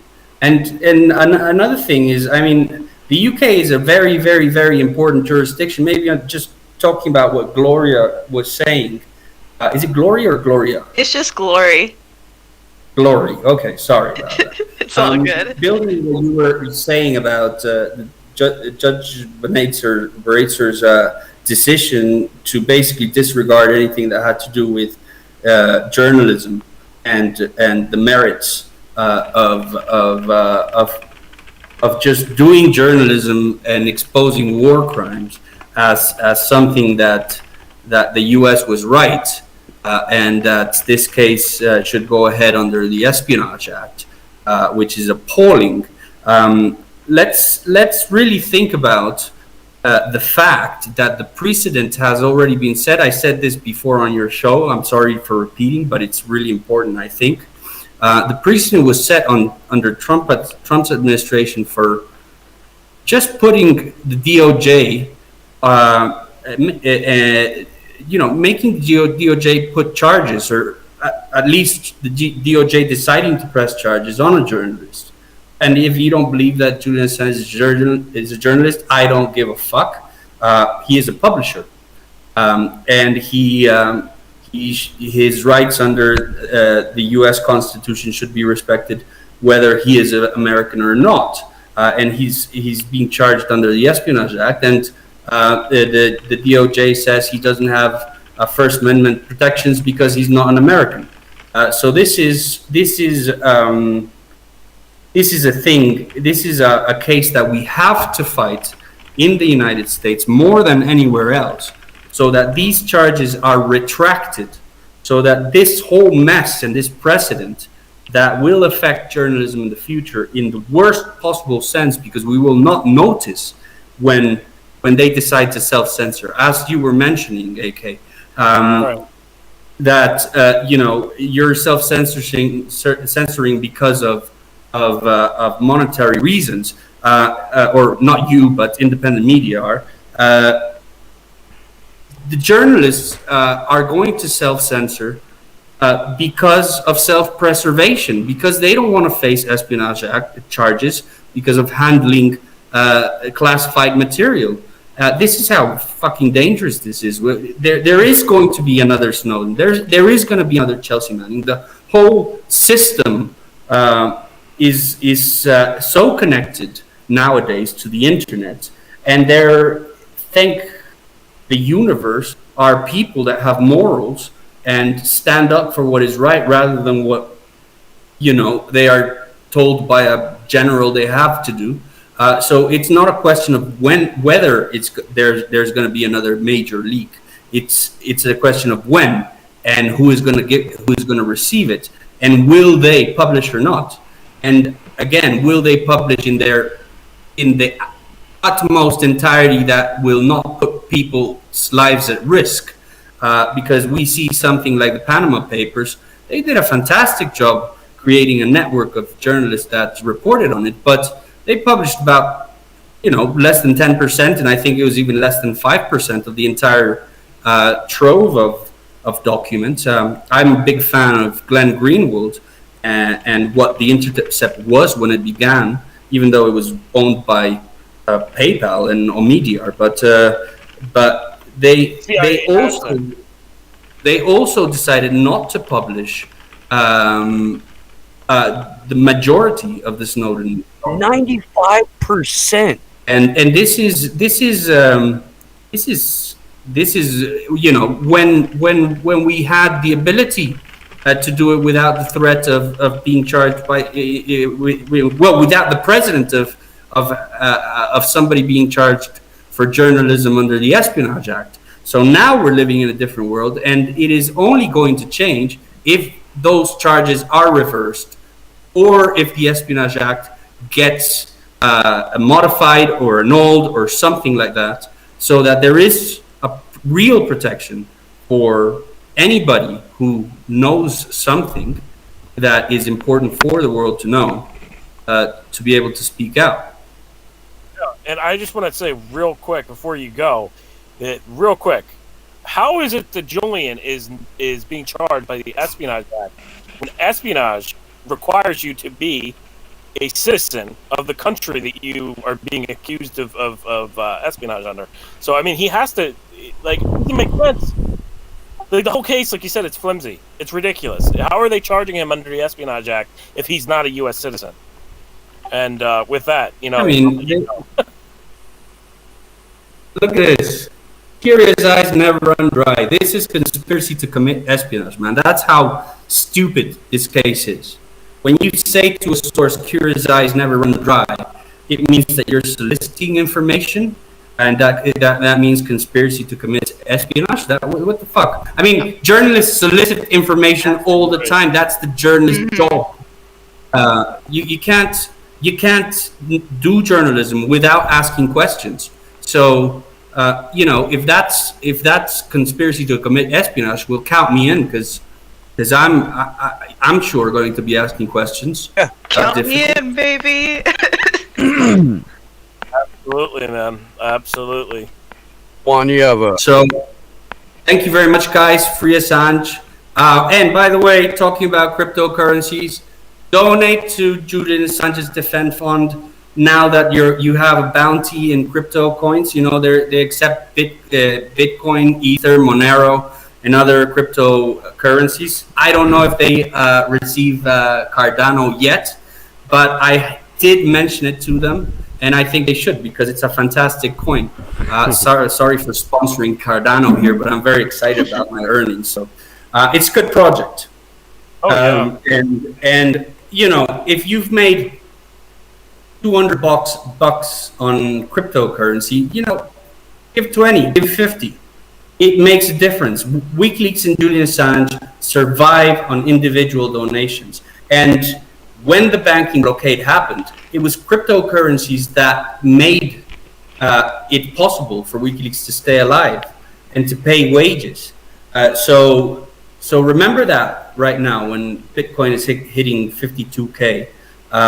You don't have to give your entire wallet. Just give a little bit. You're getting that money for free just by valuation. Just cash some out and put it in there. It's free money, man. So help save democracy and a life. and make the world a better place. Oh, it'd definitely be getting some from me from this bull run as we get further into it, because I've made thousands and thousands and thousands of dollars. I've made out pretty well, but yeah, I support Courage Foundation and WikiLeaks in general. So, thank you. Thanks for being with Maybe us. I'll start getting some financial advice from you, AK. Was that one? Sorry.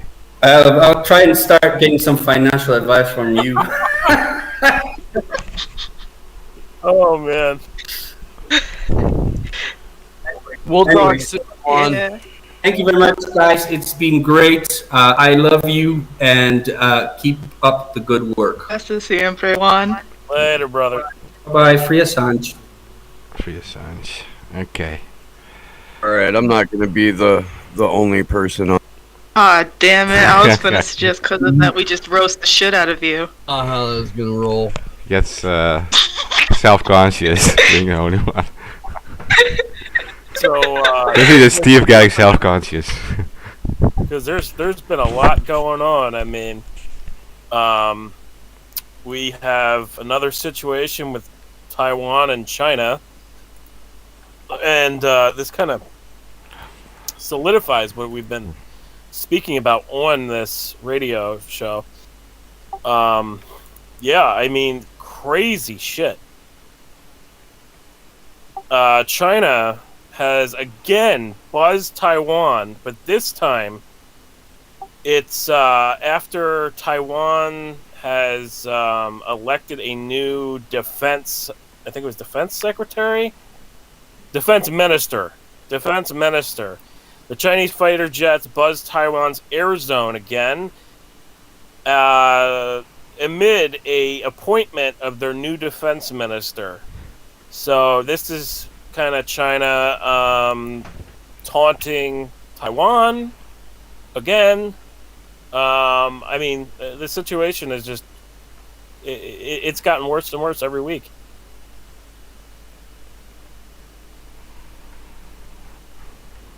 Yeah, I know very little about it, okay. About the China-Taiwan situation. To be honest about it. We should have bring Smiler in. She probably knows everything about it. Well, I'll just say that last Friday, again, we had 8 Chinese fighter jets fly over the southwestern part of the Taiwan air defense zone, and this coincides with the appointment of Taiwan's defense minister. They just replaced their former defense minister, and I mean, it's sending a message.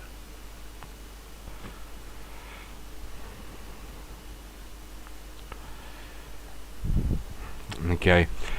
You're back. Say that again?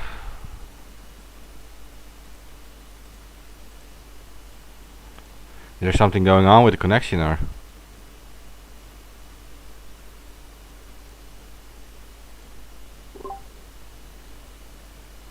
What's that? Was AK trying to say something, or? I don't know.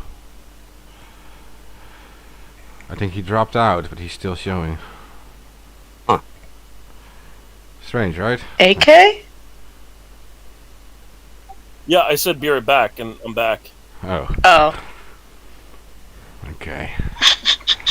Yeah, no, okay. So I want to say something real quick. I know, so because when I was posting this episode for tonight, I got someone was commenting, no, you have to focus on Yemen right now. That's what matters, right? Because we had a huge Twitter storm tonight, apparently for Yemen, for the Operation Feed Yemen. They're anonymous. So if you're listening to this and you want to help out the situation in Yemen, because there is 24 million people facing starvation right now in Yemen. 24 million, right? This is an incredible amount, and you're talking about millions of children who have to choose between eating and getting medicines or their basic necessities. And we have people in the region, on the ground, literally delivering food packages manually to these people, and they actually do need your help. So you have to search on Twitter, like on hashtag Yemen can't wait, or Yemen, you will find them too, or OP Feed Yemen, and you will find many of their tweets and also like these small fundraisers.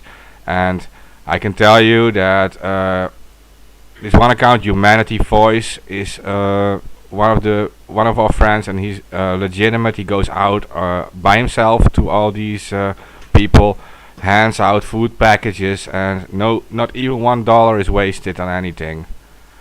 So if you guys want to help, please help Yemen.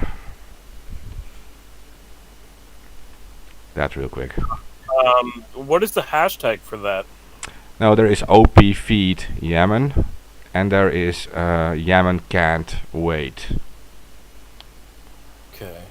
I retweeted one of the things that Weta had put out, Op Feed Yemen tweet sheet, earlier today.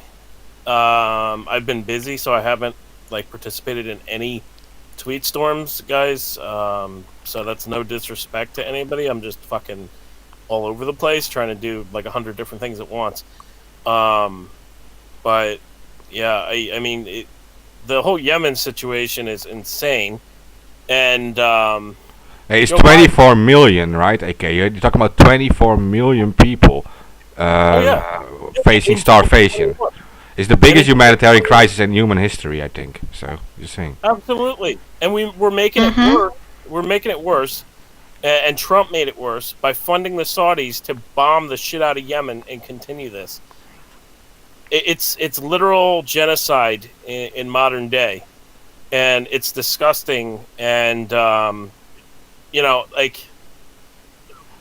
it's just going to get worse. It's going to get worse, and Biden just made things even worse by approving a deal with the Saudis again. I believe I saw earlier this week. Correct me if I'm wrong. I know Steve would probably know that.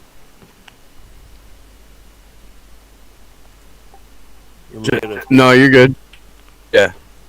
No, you're right. I thought so. Yeah, I thought it was this week. But yeah, I mean, the situation is just going to get worse as the Saudis get given more weapons to bomb the shit out of Yemen, and there are Yemen quote unquote rebels or terrorists, right? But it's always the poor people and the unarmed that are the casualties of war, so to speak. And this whole situation is not right. It's not right at all. And a lot of these people are starving to death and dying because of lack of food, lack of water, and destroying their homes. It's just, it's crazy. Well, yeah, and they also bear the cost of sanctions too.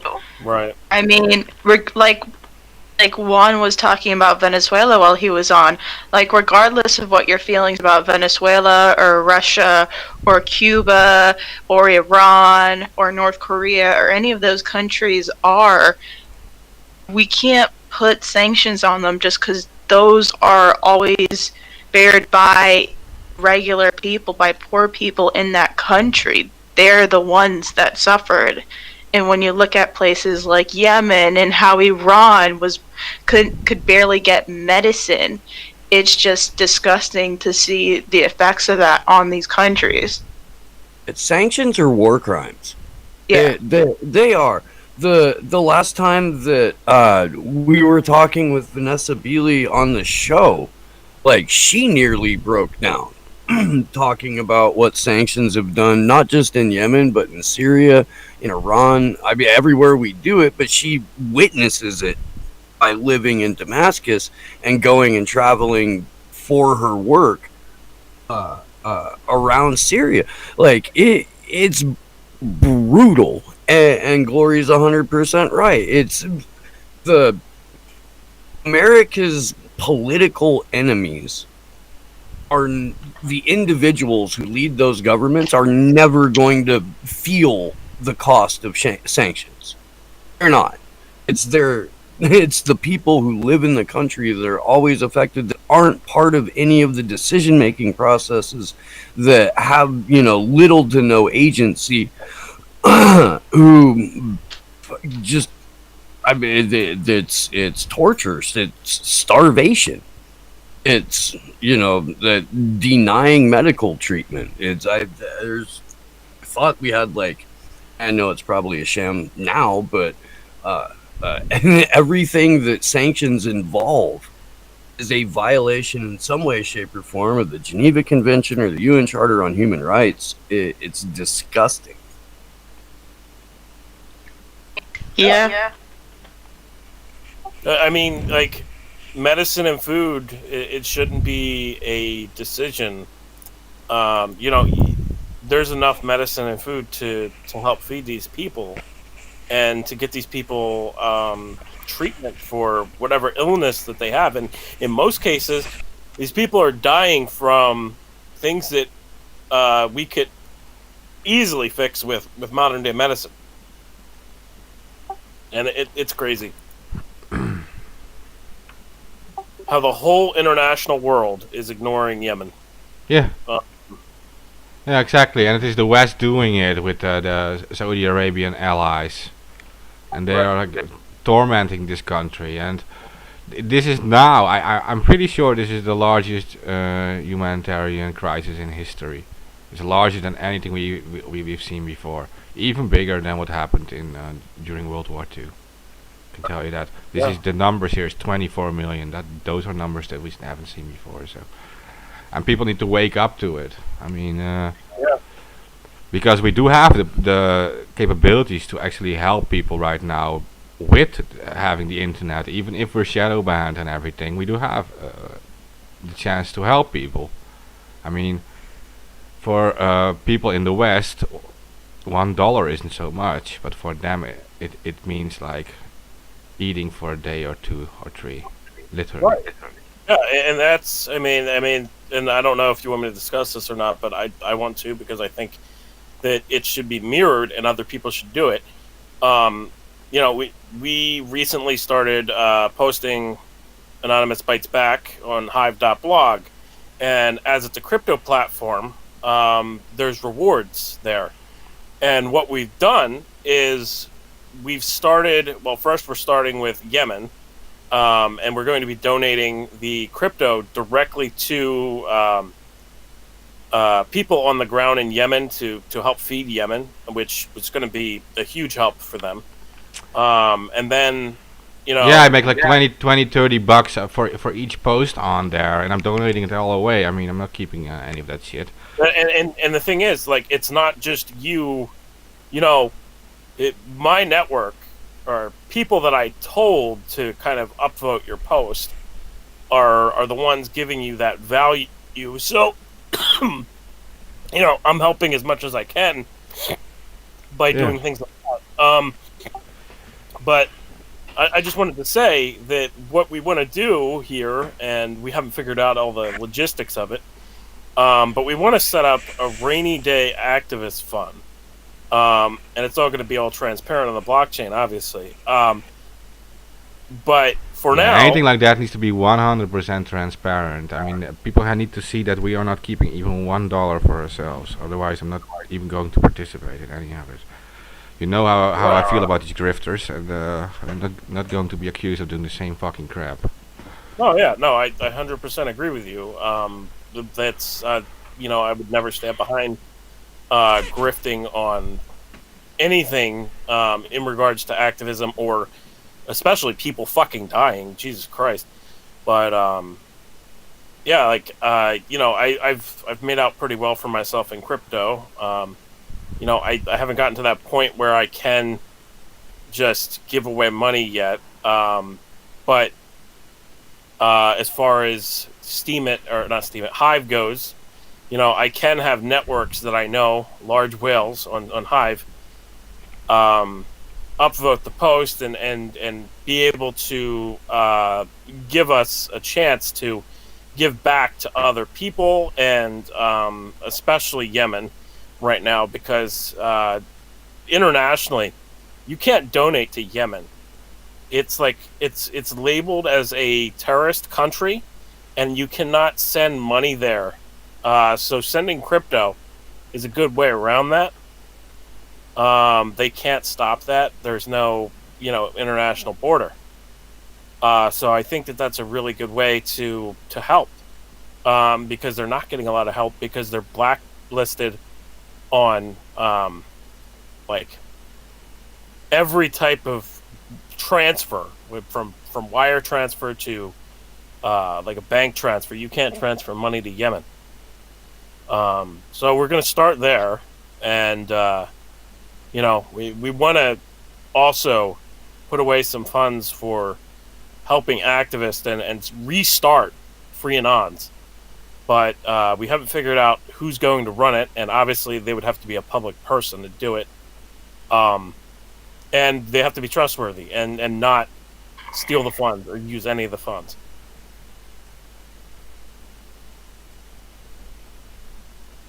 Yeah, exactly. Needs to be all transparent. It is all transparent. It's on a blockchain. You can view everything. Yeah, I know. The blockchain shows everything, every transfer ever made. So yeah.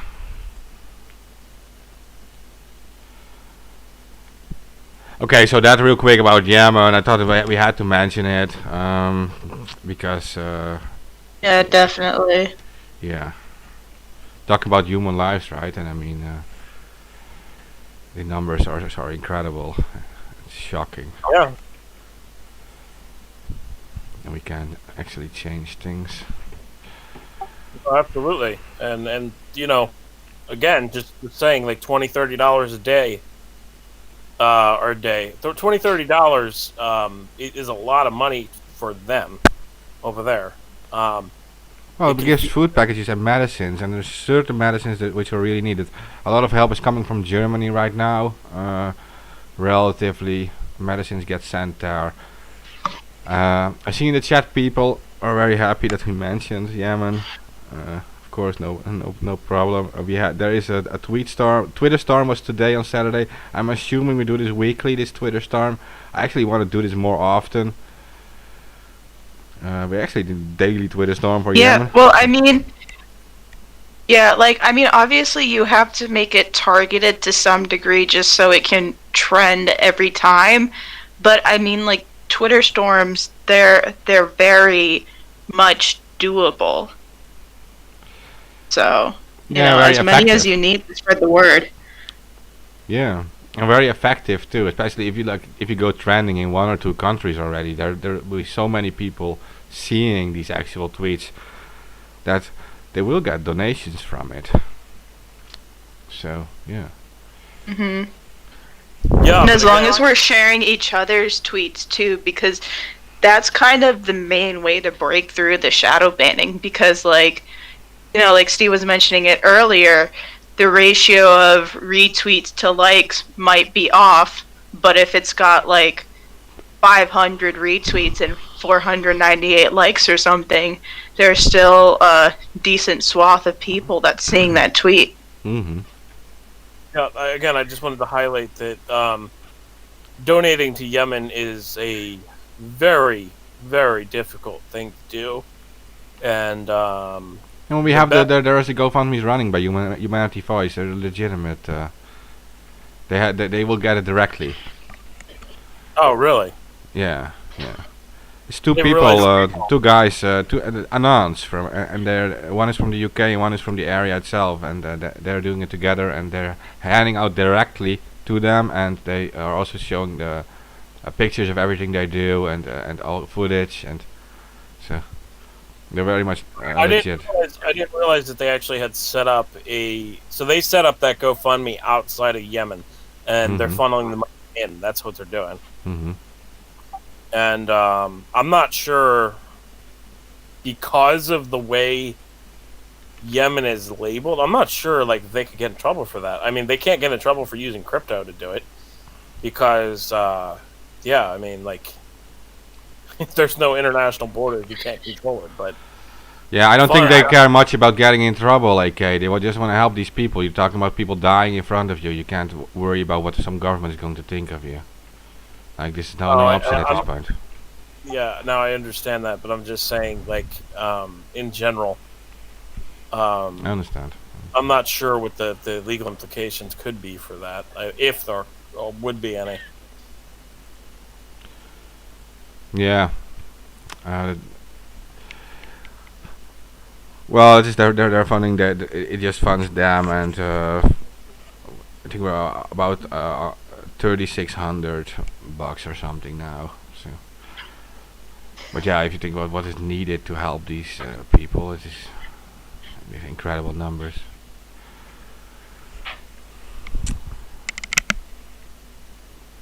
And we're dealing with trouble that.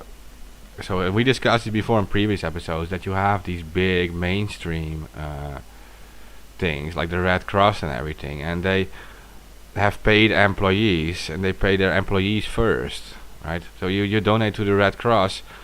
Well, Right. the first 200k goes to employee one, and then all these other employees, the hundreds or thousands of employees who all get paid first, and then what remains, what's left over, is for these people. Well, I know that all guys on the ground, they don't take even $1. They all do it voluntarily. So that's the difference. Yeah, and the Red Cross is very dirty. Say that. Oh yeah, that goes back to World War II or even. Like, Yep. yeah. Yep. Red Cross was actually in a rumored agreement with many companies that were Nazi collaborators, including a company called Escher Weiss, which was managed by one certain Eugen Schwab, who happens to be Klaus Schwab's father. Yeah. Papa was a Nazi. But he's right. Papa was a Nazi. You're right. Oh yeah, no, 100% right. I can tell you then that the Red Cross and the Vatican, they provide the travel documents to the worst of the worst. Like Eichmann, Joseph Mengele. And Mengele is literally a guy who did testing on children and stuff. Who like one of the worst people in Nazi history. Like they called him, like literally called him the Angel of Death. That was his nickname. So. Right. Yeah, the Angel of Death. Like, ugh. Yeah. And yeah, this was the Red Cross provided them travel documents, fake IDs, everything to escape. So not much good to say about those people. So that's why I always say like donate directly to people who are on the ground there.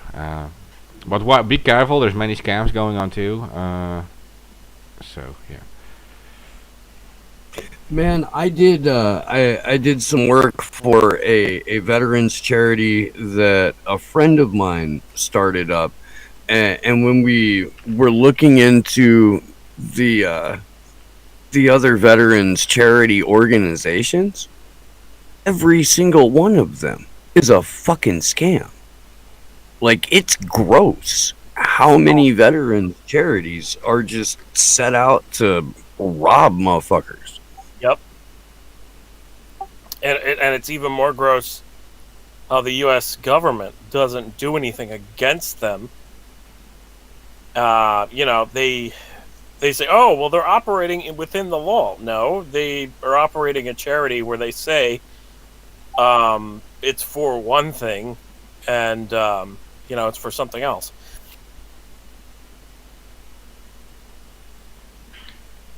And then, Loophole.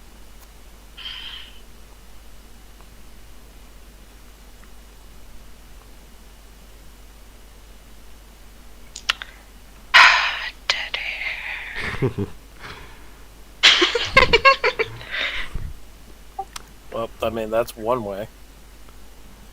Yeah, that'd be one way. Yeah, okay, so I covered the Yemen part. We did Assange part. You want to say that? While everybody's still here, though, real quick, March 17th, March 18th, Clovers for Assange, Washington, D.C. If you cannot get to D.C. or you don't live in the United States, there are a number of other events that are being organized, and please feel free to organize your own. Reach out to me or reach out to Action for Assange, and we will help you guys get connected with people who live near you if we can. And if we can't, we'll at least like shout out where you are while we're on the air in case somebody from there or nearby is listening, and then you guys can get connected that way. Hell yeah! Woo! Yeah, and there will be events in Europe for sure, and especially in London will be an event too. There will all be set up soon. So yeah, it will be a great day for Assange activism. We will be shout out all over the world in defense for press freedom. We're Right? hijacking St. Patrick's Day. Yeah. Oh fucking yeah, we are. Hijack Hijack. Twitter trends. Now let's hijack a fucking holiday. Yeah. Right? Oh, we will hijack Shit, I that hijacked hashtag too. Christmas. Yeah, but we will hijack that hashtag too of St. Patrick's Day. Oh, The hell is it word without it? Yeah. Listen, if Clovis. Julian's still in prison by Christmas, I am definitely fucking hijacking Christmas. Yeah. Who's going to celebrate Christmas when this guy can't receive presents? When he can't... We're all speaking in terms metaphorically, Kevin. yes. There's no we're not going to perpetrate any violence on anyone. Okay, fucking. No, it's all fine. Who the fuck is We're very- that? Oh, so we nicknamed the NSA agent tasked to monitor the Assange vigils Kevin. We're probably on like Kevin number 15 by now.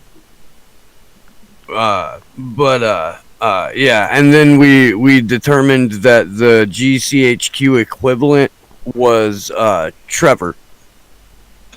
Trevor. Uh-huh. And I think the Aussie one was Nigel, but there were a couple other suggestions too that were good for the Australian one. Yeah. I feel like Dave could work for one of them. There's always a Dave. Dave. Yeah. One of my favorite people is Baker Dave. He's the Unicorn Dave. Like maybe I should just call him Unicorn Dave from now on because he's not a Dave. Dave from the NSA water cooler. Right. Yeah.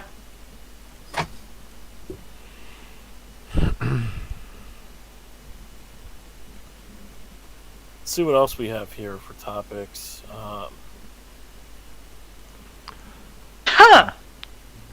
Oh, I do want to mention something. yes. I do have to mention something because David McBride, I talked to him and he's going to do like a one-on-one with me, an interview from an encrypted location, and he's got some shocking stuff to say.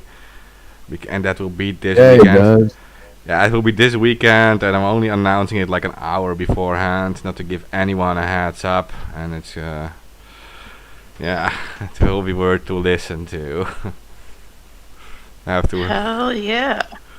Yeah, I was discussing with David for a while already on when to do it.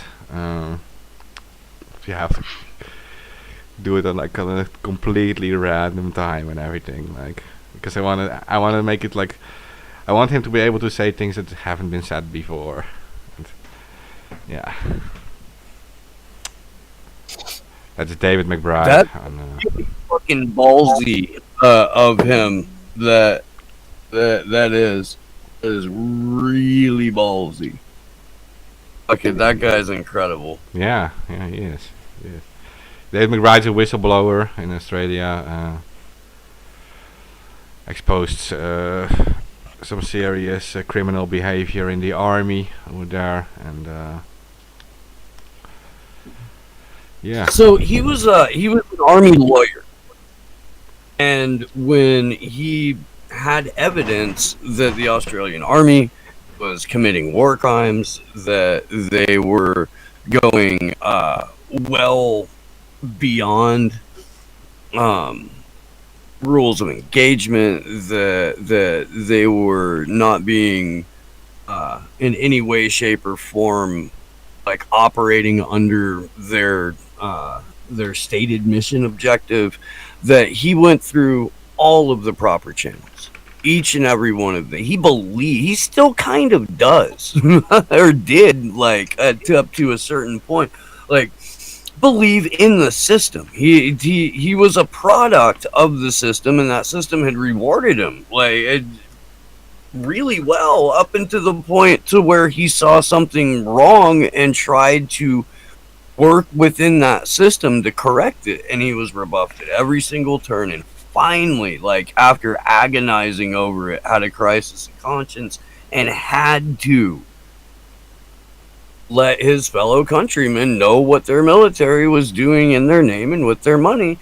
And so he went to the Australian Broadcasting Corporation, and the reporter that put it out got arrested, and the ABC got raided, and with David McBride, of course, I got arrested. He's facing what, 80 some years or something like that, or over 100 years now. I don't know. They keep adding time,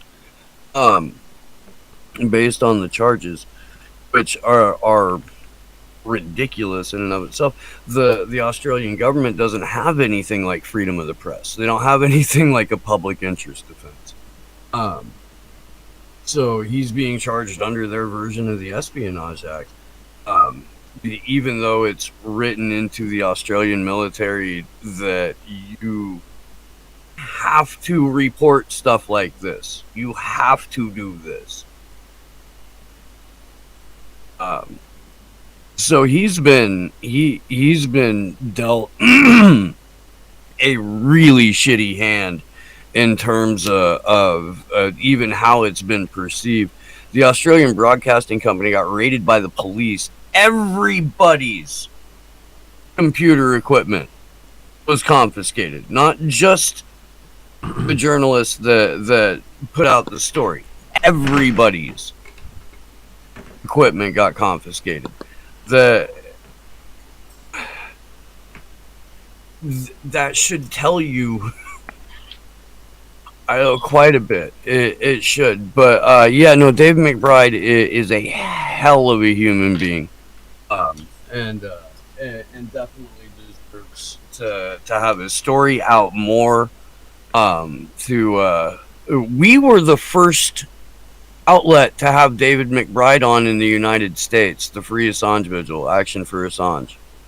And then Slow News Day was the first, like, I get, non, like, purely activist channel to do that. And then Consortium News had him on, and a couple other people have had him on after that. And it's been, like,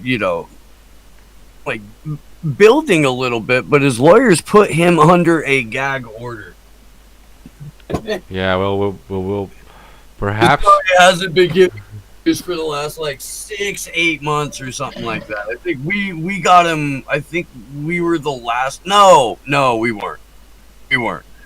Syrian Girl was the last interview. Her channel was the last interview he gave. Okay, well, this one will be very different, and this one will be worth it. So, you guys. Oh no, man, you're fucking. Oh boy, leaked documents. I don't know. I can't say that. Ow. I can't say that. I can just say it will be encrypted, and that is a reason for it. So, yeah. Oh Just- boy, leaked documents. I can say. Okay, we can't confirm or deny anything, right? You know that. I know. I practice exactly what the CIA does because they're the best at what they do. So I'm just trying to follow by example. Yeah. You know, nothing but respect for the brave men and women in our clandestine services. I learned it by watching you. Can confirm nor deny. Am I talking an entirely different language? That was like a notoriously famous and also highly mockable "Just Say No to Drugs" commercial from the 80s. I mean, you do have someone on this panel who was like, I negative know, dude, 20 but like during the that's 80s. that's basically a part of American folklore now. Yeah. That commercial. Say no to drugs. This is your brain. Cracks egg. This is your brain on drugs. That shit. Yeah. This is your brain when watching the mainstream media. Well, Steve, are you old enough that you've actually seen Reefer Madness, or? Well, you can suck my whole dick, Louvers. That's the only thing. That's the only thing I've actually actually no. known. I was born in 1978. When was that movie made again? I was Like, negative 22 then. 3 or something like that. Okay, that's the only thing I know. Well, I'll check. We'll do it live. We do it live. Reefer Madness. We'll do it live. Oh, December 1st, 1938. Oh my god. For So you were alive then. Glory Jones.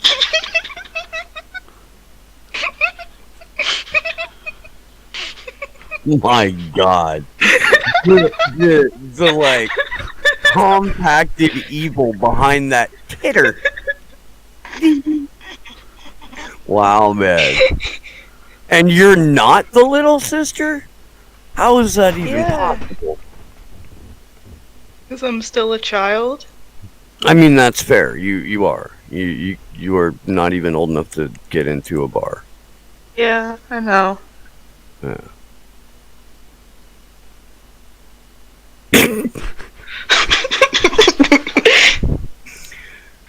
Oh man.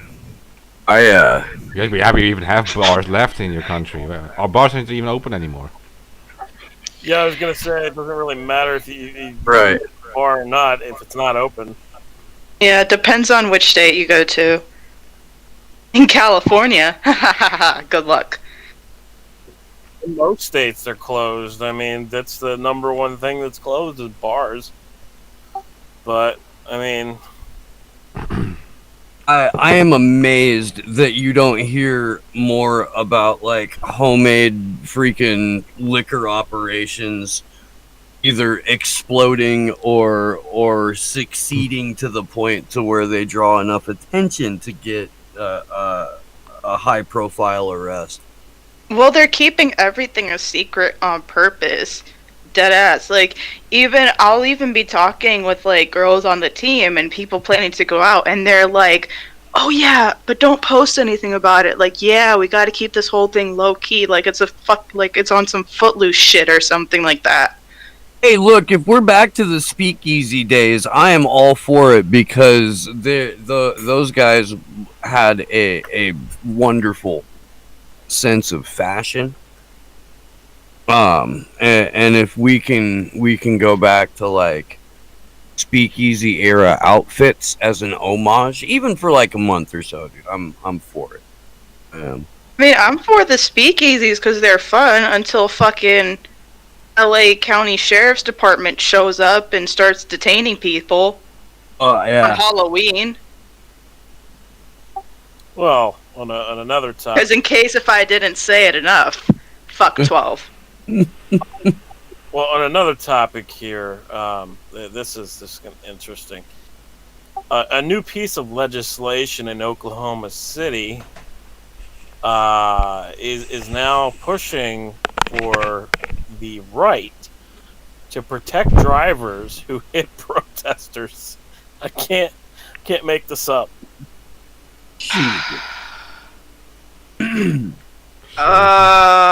Jesus. Why would they even do that? Like, did they even give a reason or something?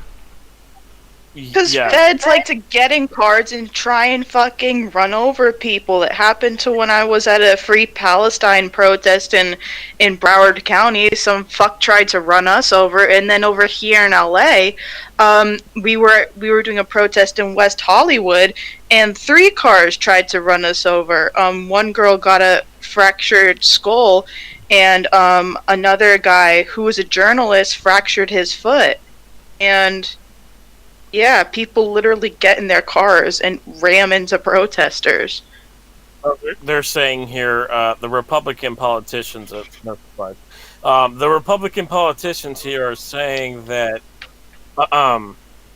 methods that protesters use sometimes involve blocking cars and the crowd causing serious injuries, in some cases death. Drivers should not be held responsible for this, as they are using their right to the road and being impeded by others on their freedoms to drive. That's just a paraphrase, but that's basically what they're saying. Okay. Oh my god. They're saying, okay, I quote, "It's not a peaceful protest if you're impeding the freedom of others to drive around," said Rep. Kevin McDougal.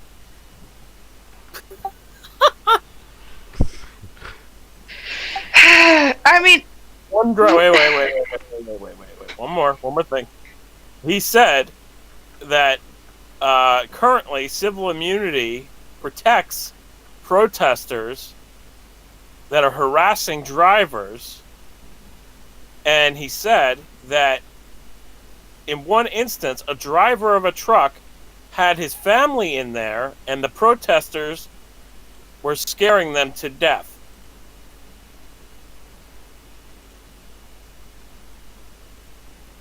Okay, so apparently they want to make it legal to run over counter protesters. Now, right, it's not only in Oklahoma; it's also in Iowa, Missouri, and Utah. What the fuck? What the fuck? that's so fucking bad. It's like there's already so many forms of protest that are just completely barred from happening. It's like the point of a protest is it's supposed to be inconvenient for you.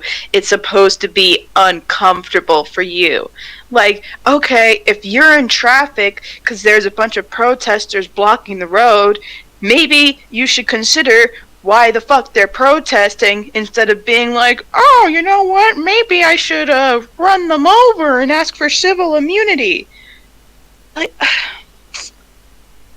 I just I can't with the mindset of some of these people.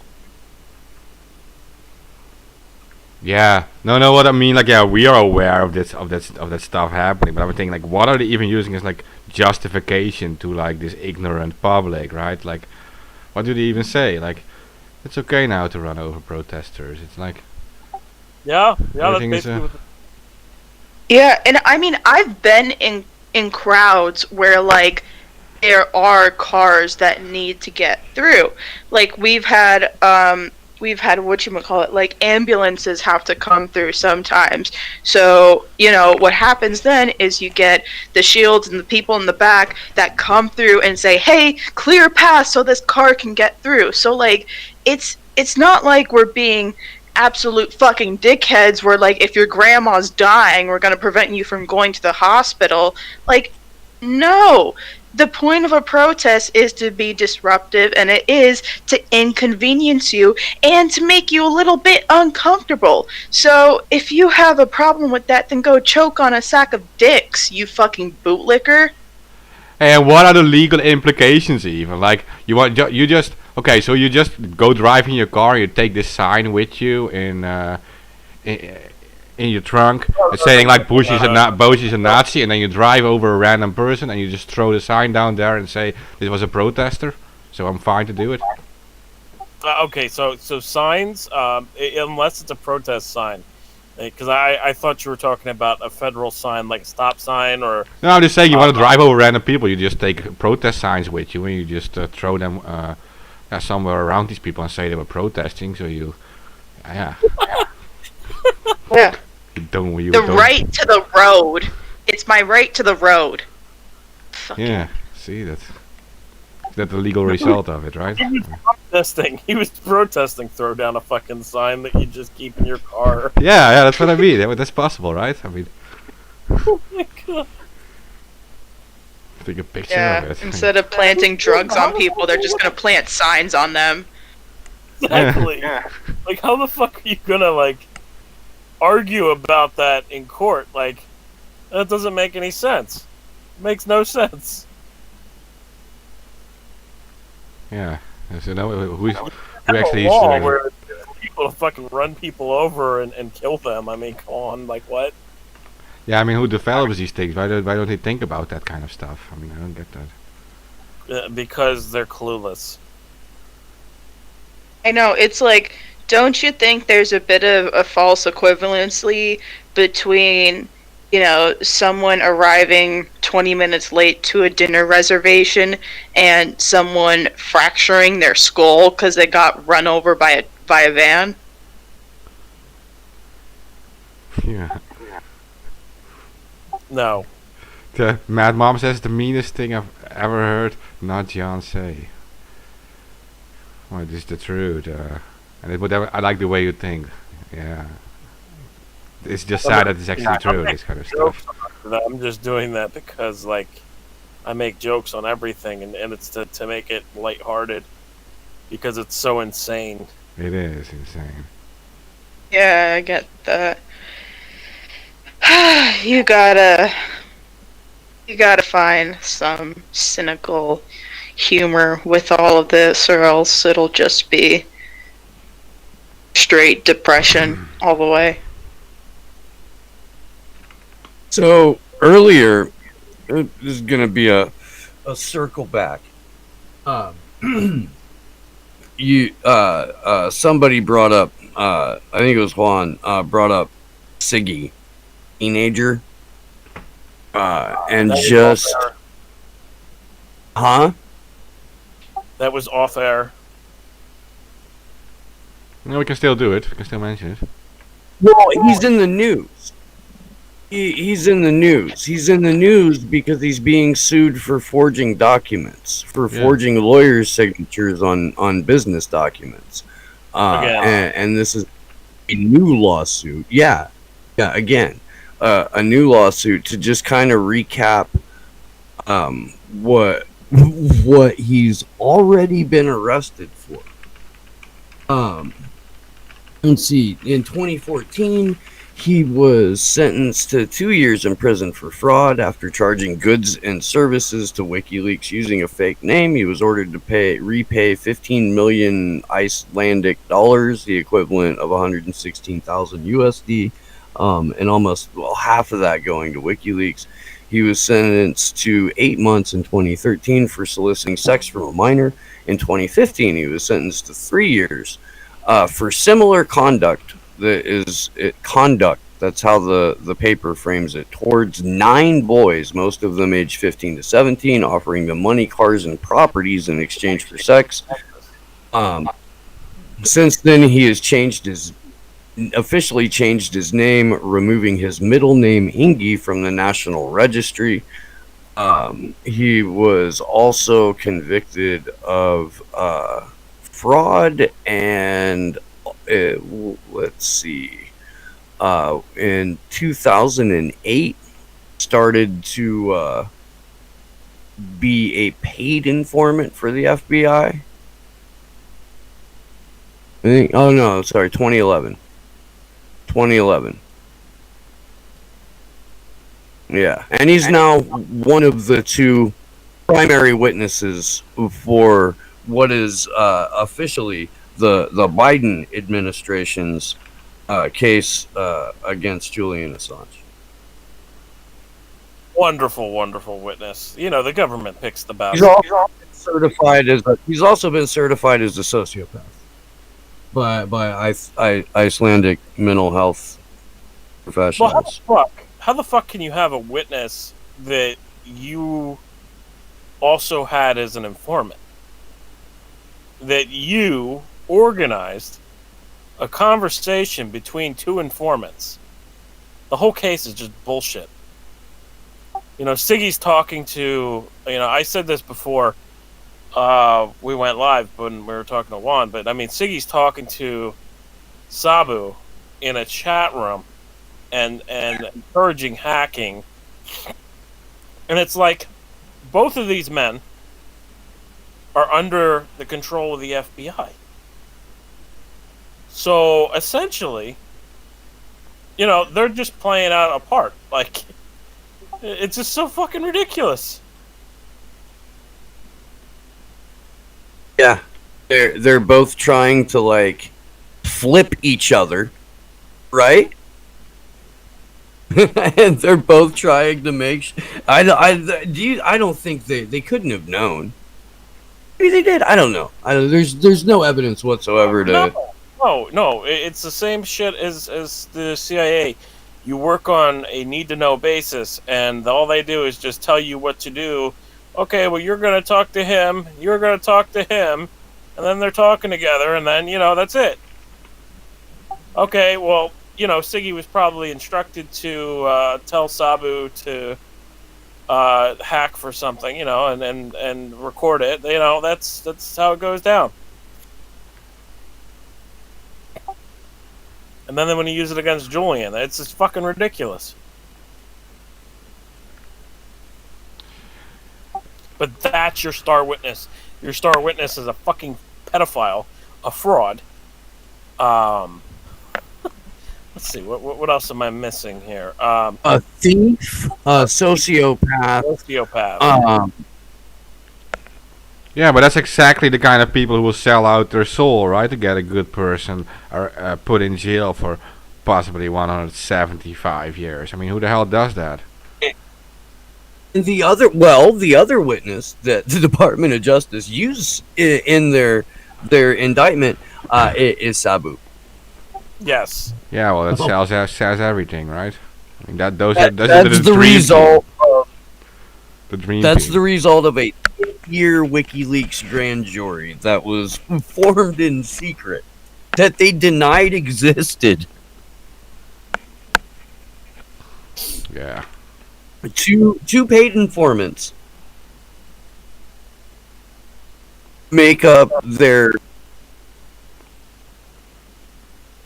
like in-person testimony. This is why they kept re-incarcerating Chelsea Manning. This is why they yanked Jeremy Hammond out of Oklahoma and threw him into the Alexandria Detention Center, because the only people that they could get out of a 10-year-long originally secret grand jury were the people that they had already fucking flipped and then paid. Whoops. This is why a less complicit press would be tripping over themselves to talk about this every night.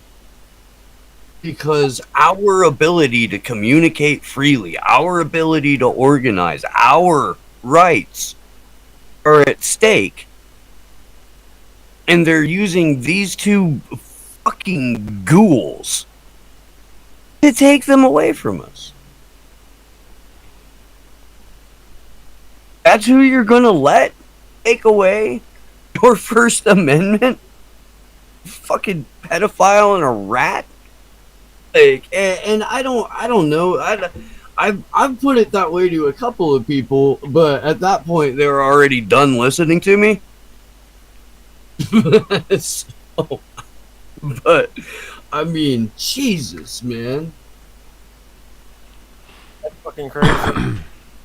It just doesn't make sense to me how that's a solid case. I mean, who the fuck says that's a solid case? Their fucking evidence is them talking to each other, two informants. Oh god. Yeah, so Navigator Ann in the chat says they have Baretza reading off pre-written judgments at Assange case, so they think they can get away with that too. And that's something that amazes me. That when the decision in the rendition hearing got read out, when it came to the legal arguments, what she read made it sound like it was written the day that she got the third superseding indictment. Like, she got the indictment, and then she got her answers to the legal argument. And the only thing that she heard throughout the entire month of the hearing was the 2.5 days of medical testimony, because that's all she responded to in the entire fucking case. That is insane to me. And Juan was making a decent point about her being a junior magistrate, that she was just interpreting rather than ruling. And it was pretty amazing that the rendition was denied on any grounds, especially, I mean, at least on our end. We were really cynical about it. But in a way, like, this is almost more nefarious than just flat out ruling for rendition. Because of the way that she responded to the legal arguments. And this, I think, and Mark, this is what I was talking to you about the other day. This is what I think they're going to try to cross appeal on, is just how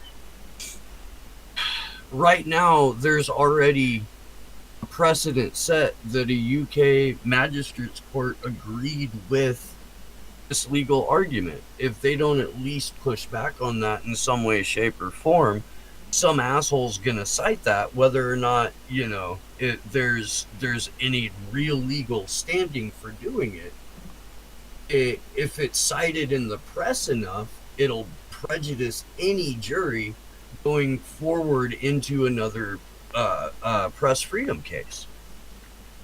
Yeah, I think you're right, and that is the danger now, that they will be biased because of it, because the media keeps pushing on it and it's being cited like that.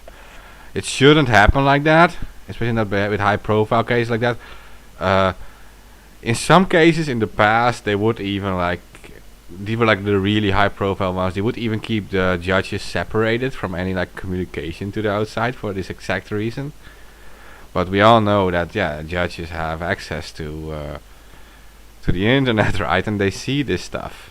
They get confronted with it, and it will be very hard to stay unbiased for any judge at that point.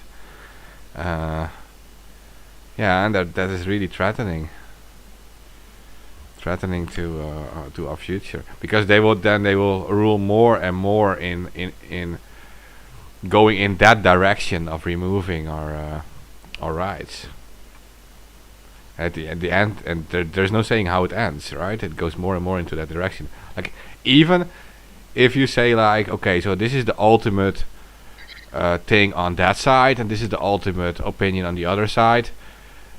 Even moving a little bit in that direction already damages it, and the next ruling moves a little bit more in that direction, right? And at the end, we have nothing left. I mean, it's chipping away at the foundation. Yeah. You know, and if the foundation collapses, everything collapses, and a society is only as free as its press. And look at where we are right now. Yeah, the press freedom has always been a barrier against oppression. Like, one of the only barriers you have. The freedom of press, freedom of speech, and freedom of assembly, right? And when you start removing those things or making them less effective more and more. You're paving the way for the people, for the oppressors. You're not even defending against it.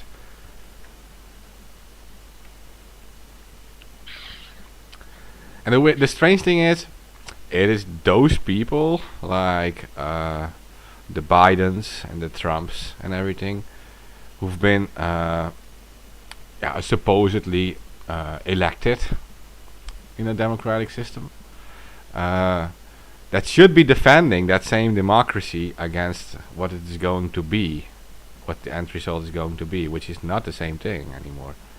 If you would argue there is still a democracy at this point, but because they are the elected officials in this current system, and that system is being torn down, you would expect those elected officials to be on the front lines of defending that current system that brought them to power against those who will change this into something very different. But yeah, no, that's of course illusion. I know that.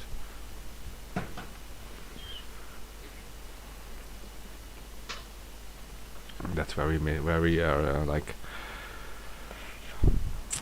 we're dealing with something we can't even grasp our hands around.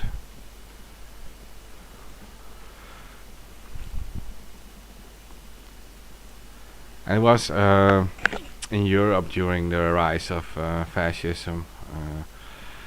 Every country that was invaded by the Italians and by the Germans, the first thing that was done was always burning the books and burning the independent newspapers and creating this Nazi press. That was the only thing that was allowed to speak. No, they knew full well that the independent press was far more dangerous than even allowing people to have weapons back then. The press was the first to fall. After that the weapons were taken, slowly. But first it was the press, and there was the book burnings, and it was also the free press that was the cause for the resistance to rise up.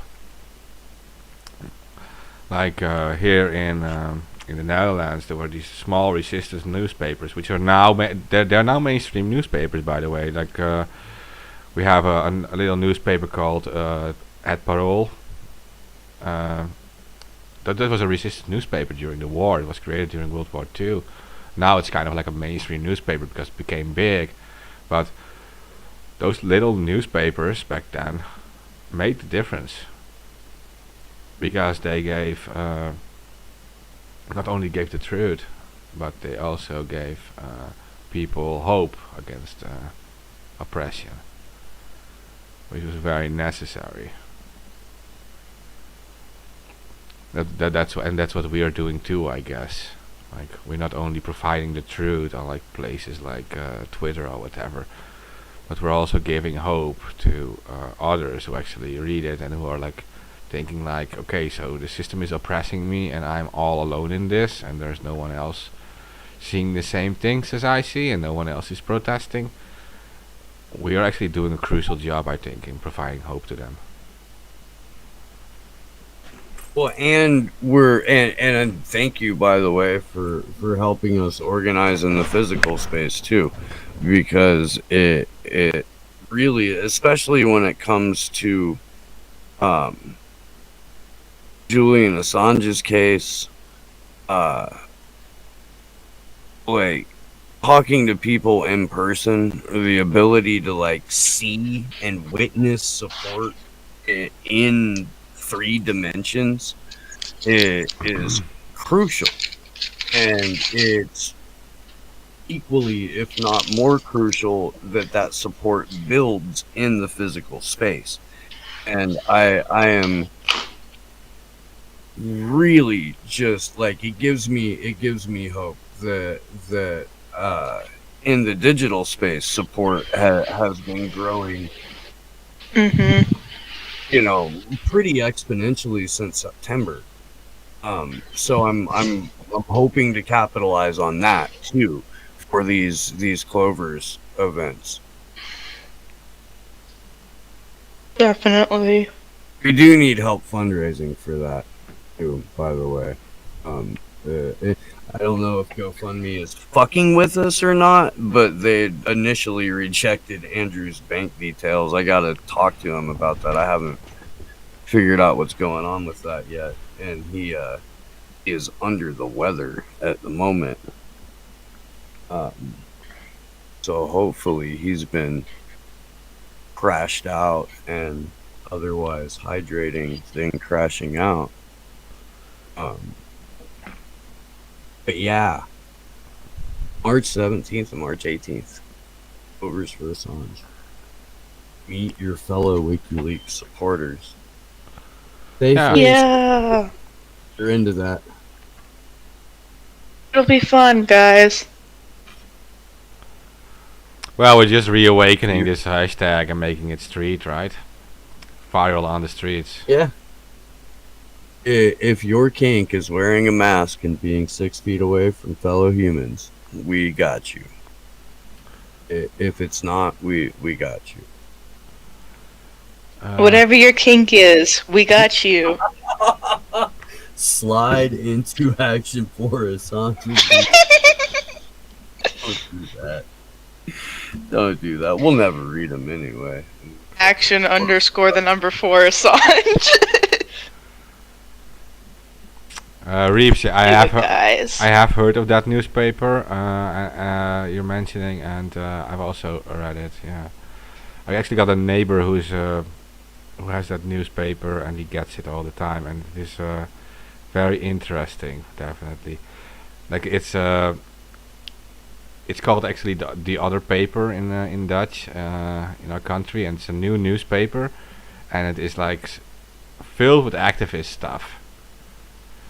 And it's actually, and I think it was like since the first day it was created, it's already the largest newspaper. I think there's like millions and millions of copies being spread everywhere. Just that real quick, guys. Sorry. Just replying to people in the chat. Go on talking about your kinks and action for Assange. People like it in the Action the number 4. Action underscore the number 4 Assange. Slide into their DMs. Whatever your kink is, March 17th, we got you, people. Did you know that Karl Rove got his career in political dirty tricks when he was in college with the Young Republicans by printing up a whole bunch of flyers that said free pizza and beer, and gave the address to like a local candidate's rally. That's how Karl Rove got his start. Good old turd blossom. That was George W. Bush's nickname for Rove. Turd blossom. So we do like free hand jobs at the Department of Justice at 12 p.m. and wow. I'm not sure if I'm allowed to co-sign that. I'm just gonna let that one hang. Alright. In the meantime, guys, action underscore the number 4 Assange. Slide into their DMs. March 17th, March 18th. We got you. We will be metaphorically hijacking a holiday. Come hang out with Scoop Gang members Steve Poikinen and Glory Jones. We'll also be having a fuck censorship event while we're there. 'Cause I like censorship the same way I like 12. Fucked. Slide into They're too our much now. DM. We're going to lose this episode on YouTube, seriously. You should totally do a take of that without me cracking up over it. Appreciate it. Okay. Oh, I didn't mean now, Jones. Oh. I didn't mean now. I didn't mean now. That was wonderful on the comedic timing, though. Much of that. I'll like put out an ASMR version of it tomorrow or some shit like that.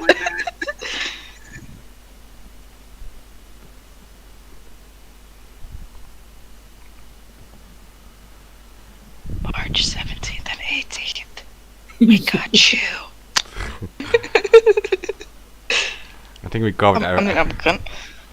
Do you guys want to cover anything else still, or did we do everything for tonight? Pretty sure we got everything. Okay. Russia bird flu. That's the last thing I have. Russia bird flu. Yeah, Russia reported the world's first case of human infection with H5N8 bird flu. Yeah, that means more lockdowns coming. Nothing new on the horizon. Okay. Yeah.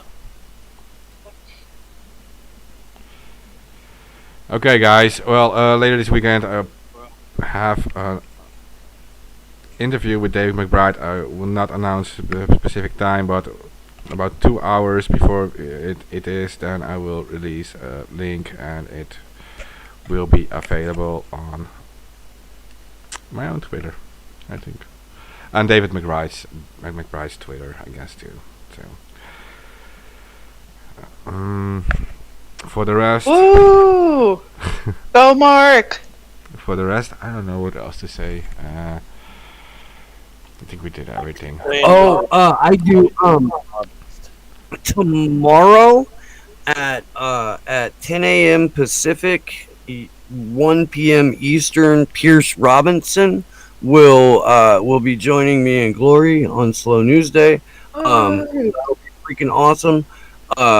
Zach, the Unfit Statesman, will be our Rockfin only guest tomorrow afternoon. Monday. And I don't have a time for this yet, but I will tomorrow. Monday. It'll happen for sure. Johnny Vedmore will be on the show.